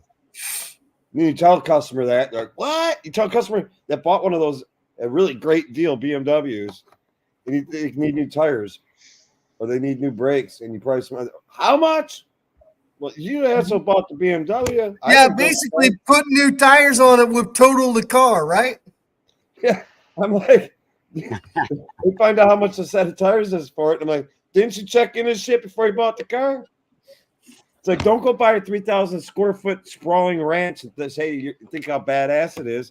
Just remember how much that roof is going to cost in 15 years. Don't complain. Well, your biggest problem with BMW is just is wiring. First thing that goes out is the windows. How you doing, Ed? What Well, is up, Ed the Mike, Tech? Mike, you have Alan on there, so I'm calling you by Alan. So I'll just start calling you Mike from now on. Quit We'll grab calling me a me cigarette. I'll Al. be back. Yeah, the Uh, that kills me with these people that, especially the younger people that buy these oh, his freaking headset fell. BMWs and these Mercedes and these Land Rovers. They think they got such a great deal on them at 75, 80, 85, 90,000 miles. Well, that car was this much when it was new, and I only paid this for it. And you just tell them how much a set of tires cost for it, and they shit their pants. Like, dude, Yeah, you that goes. haven't That even goes. priced Like, out repairing anything with a brake shot. and that's where he goes like this. Screwed, screwed, glued, and tattooed. And the guy bought.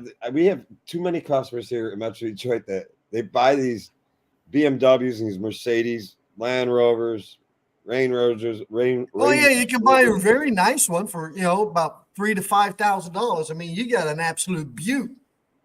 and then they don't even have the money to afford fixing a Chevy Cruze. That's the whole problem. They should have bought a Chevy Cruze because they're going to struggle getting that fixed. But no, they buy this car, and then you tell them set of tires on it, it's like $1,300, and they shit their pants. Like, what? Hey, I didn't build the car. And you're going to go through a set of tires, by the way, every 30,000 miles on this car because it's running such a negative camber angle for handling purposes. That's why that Beamer corners like it's on a railroad track. Just around the corner. It's because of the alignment. That they do. I mean, I've drove a couple in my life, and I tell you what, you can fly with those suckers. Well, yeah, but I'm just saying it's a car that's going to eat up tires a little quicker because of the angles that they've set them at the manufacturers. They set them. They set them for performance. They set them to handle. Yep.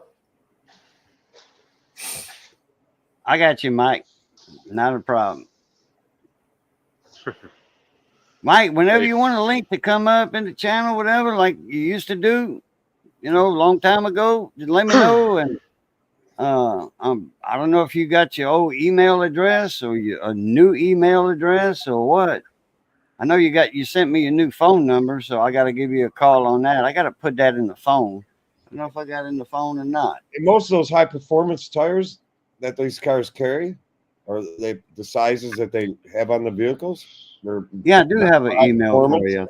Most of them are not meant for high mileage to begin with. Most of them, it's rare to find a high performance tire that has over a 30 or 35,000 mile mileage warranty on it. I call those elastic band tires. I have never bought anything like that. So I'm just saying, it's just funny. I need sidewalls, right, Reggie? It's funny when you give them a price. It's funny when you give them a price. Sidewalls is where it's at. Like they get them a price on tires. What? Yeah, you got a hell of a deal on that BMW, didn't you? I laugh every time, man.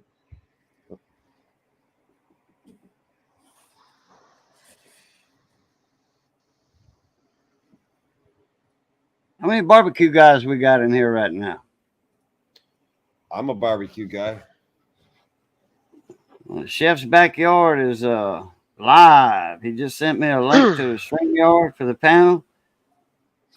He's over in Texas, San Antonio, and the Alamo City. And he's doing a live stream. I don't know if he's grilling out tonight, but he's one of the spokespersons for what's that grill, that barbecue grill company manufacturer, Mountain or Montezuma. I think Montezuma Grill. Montezuma is a toolbox. Yeah, I was just about to say Montezuma. Well, it's something Montezuma Grills, something like that. I don't know. Oh, it's a huge grill. It's a huge grill, and it's they make gas and it's like they make different style grills. We got Weber, you got Next Grill, you got Charbroil. I want to say Montezuma. Let me check what he's. You got Blackstone now. Yeah, Blackstone. That's We just Oh picked yeah, one up. that's a grill. This is barbecue. You know, this is barbecue. We You just picked picked up a one up. Man, that thing is awesome. Blackstone. Oh, Mm. Blackstone. Oh yeah, Where'd that's you get it from? awesome, big time. What I had store a did you chance. What store did you pick yours up from, Theo? I had a chance Walmart. to get one, a Blackstone at Walmart. They was having a clearance on the Blackstones, and they only had a few left. It was the Cadillac. It was the big daddy of it, you know. And I didn't realize it was the big daddy of it. It was like $199, and I'm like, oh man, I can get those for $150 online. And then I realized which one it was because I looked it up, and I'm like, damn, that was the Cadillac of them, the Big Daddy Cadillac of Blackstone. I went back to get one. They were gone. The next day, they were sold out. I'm like, God, no, what stupid me. I didn't realize that it was a Cadillac. You know, Well, the top dog, top tier Blackstone. I just found out. I have a Weber barbecue grill. I just found out that they have a. I also have a Blackstone grill too. But I found out Weber makes some Blackstone tops for some of their grills now that you can just set right in the grill and it turns it kind Yeah, of. that's all it is. Yeah. It's just basically a big old cast iron plate that you heat up. You know, and that's the first thing I told the wife. Said, now that makes sense because any other regular grill, you know, where your gas tubes are running, I mean, they will just all rust out. I said, this thing will last us a lifetime because you keep the What grease I like off. about the Blackstone, man, you can do everything from breakfast on it with ease all the way up to a nice steak. And you cook bacon and eggs on it, pancakes all at the same damn time. It's Monument Grills. Monument, not Montezuma. Yeah, Montezuma is a cool box. Well, I said it was something like that, you know, I pronounced think something like Montezuma that. is the same company. That's Montezuma, I think, has a toolbox manufactured by the same company that makes Harbor Freight Icon toolboxes. Oh, okay. Well, but you And I see, think like Montezuma's Montezuma, also- you Montezuma never want to toolbox- get, you never want to get Montezuma's revenge. No, I think No. where the Montezuma boxes are made. No, I'm not. I'm wrong about the Harbor Freight Icon. Montezuma box is manufactured in the same plant as the Master Force boxes that Menards carry. they had on eBay. I seen a highly while doubt back. that. What's I that? seen on eBay a while back that a Montezuma box with tools in it for $350 on eBay. And I was going to send Theo a link to that eBay Yeah, link. that's a scam. And no, it wasn't a scam. It was sold. No, this was a buyer that's been on eBay for whatever years, but he had a lot of stuff that was cut rate deals. Now I don't know what size Montezuma box because they make different sizes. This was I got one of a the 20. smaller I ones, have a about, I don't 28 know, inch. 2 foot, 30 inches or whatever. Montezuma. Now it wasn't stock full of tools, you know, but it had tools in it, and it was like a $350. And I'm like, man, that's a good deal because those boxes run in between 250 and 500 or 1,000 new. 500 to 1,500 depends on what size. The smallest one they sell is like more. I think it's even more than 500 if you got the. I've seen some for 3 and 350 new on eBay or like new. You know, they were very, very nice, you know, but they were empty. Yeah, I got one of those. It's in the back of my Yeah, pickup. no, that's how I found out about the Montezumas from you. I didn't know they were called that. Well, officially, you call them a triangle toolbox, but Montezuma is one of the one of the very few companies that builds those. A chamfered box. Yeah. It's a nice style. I like the look of it. Yeah. I got to lean over the dock and get me some more lemonade. I'll be back in a minute. Don't lean too hard. I ain't going to let the alligators get me. And watch out for your toes, boo.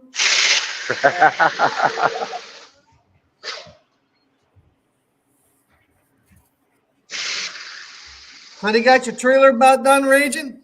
No, they're just starting on it. How many tires do they have to change? 2. Just 2? Just 2.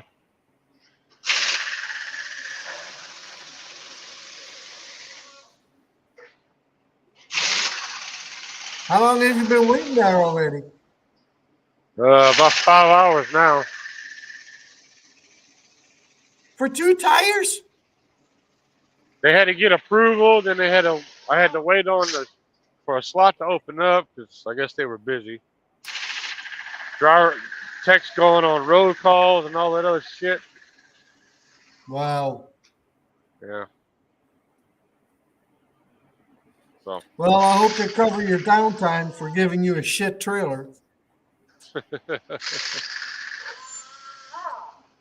No, probably not.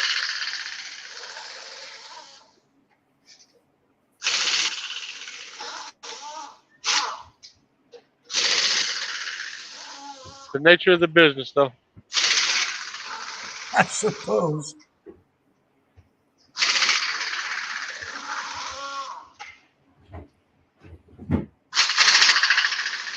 So Don't bother me none. So they're going to check into who used to drive that, who pulled that trailer last, then, or what? Hell no. There ain't no reason to. No, the company's going to do that because he called that into the company, and they're going to question the last guy. Hey, how'd you mess up 2 tires on that trailer? 2 outside tires on the right side of that trailer.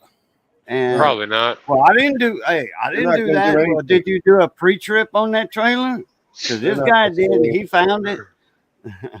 They're not going to say anything. They're just going to replace the tires, and Raging's going to go on with this day. And yeah, but he's got to call in. You know, the company's got to pay for that. So where did they spill the coffee? If it's in the seat, you know, just a regular steam cleaner, I think, will work. Yeah. Just take some soap and water, scrub brush, and a shop vac. You'll get it out. Yep. a good steam cleaner will do it. I hope you didn't do that. The upholstery cleaner from a steam cleaner will do it. That's nice. That's what a car detail shop would do. Oh, that is nice. I'm seeing it. I got an eye for that. Nice stand up on that one. Nice stand up on that one. The detail shop down the street from me, that's how they get everything out of cars and clean them up. They use I don't know where they bought it. You can't buy one of these at your local store, but I'm sure you can rent one. It's a commercial grade upholstery cleaner is what they use. Carpet cleaners. Yeah, it's a commercial grade upholstery. It's a carpet cleaner, like a rug doctor or a Bissell green clean machine or whatever you want to call it. And they use a upholstery cleaner, and that's what they clean the inside of the cars out with. A Rainbow works good. Rainbow, because they use that water, they clean that water, and then it deposits the water, and then it sucks it up. And Rainbow vacs, them things work good. They're expensive though. To buy one new, I think those things are like $1,800. Just use a pressure washer and wait for a warm day. Use a pressure washer and leave the doors open. Don't do that, Ed. It matters what kind of car it is. But probably full of electronics. You got too much electronic wires running underneath the fucking carpet, man. Well, Ed did state, any thoughts on how to clean a large coffee spill? I wonder how Ed knows it's large. He might have had a large cup of coffee in his hand, maybe, and accidentally spilled it on the seat. Or did the customer actually do it and ask you to get it out?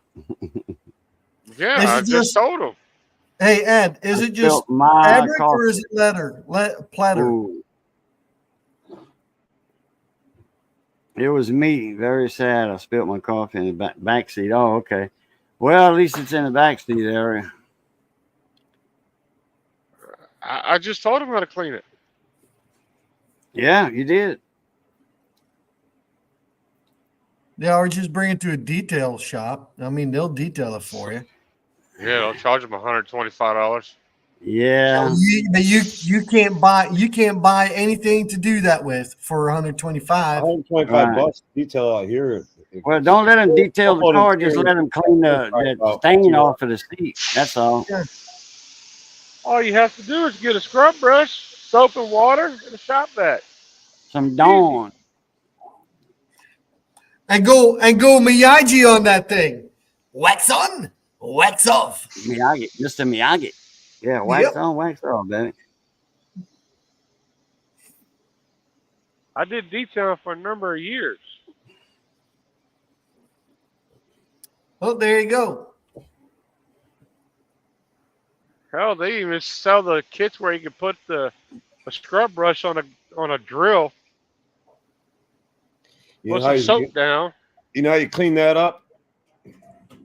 You buy those what are those floor mats? WeatherTech rear floor mats. The ones that cover the whole back seat area on the carpet. It covers the hump and everything. And a seat cover. It sounds like you got most of it on the carpet. The only true way to get that out of the carpet is to take the carpet out, hang it up, pressure wash it, and then put it back in. That's the only true way to get a stain out of rugs. There you go. Now you got your answer, Ed. Better get the wrenching. One of the techniques will probably take you maybe 2-3 hours, depending on how fast and how cordial you work, and the other, well, it take you a couple of days.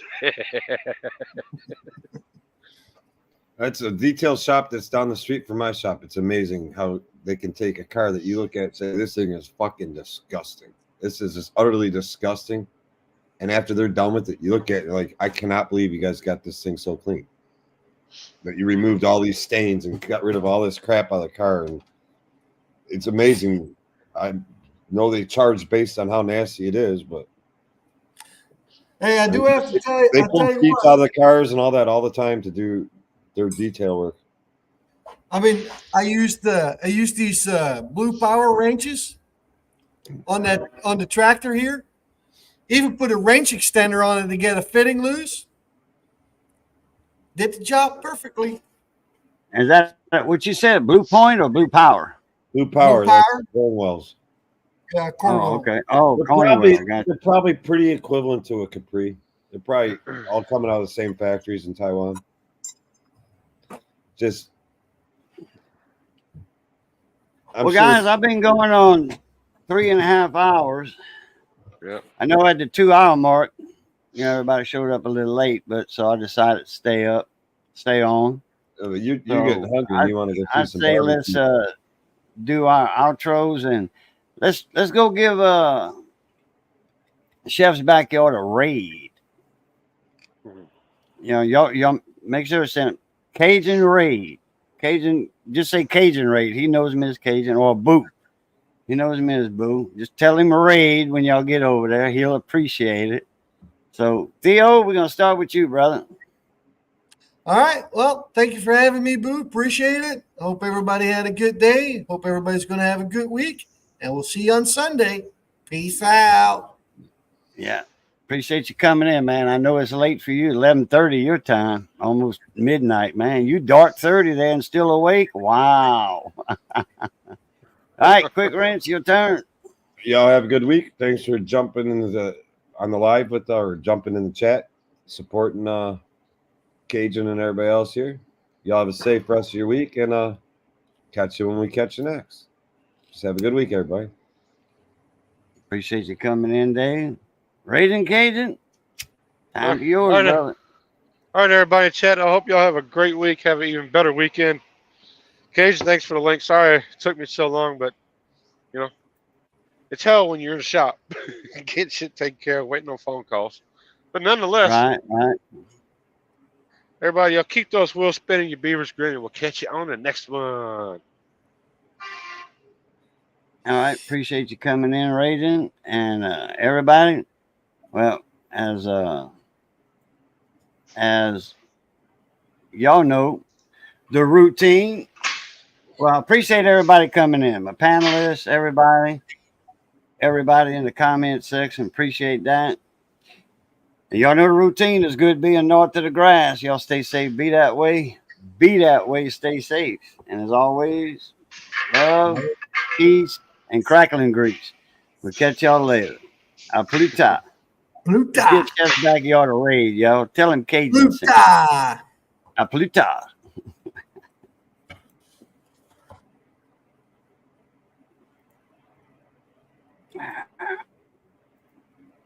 Rain Almost did time or this what? wrong.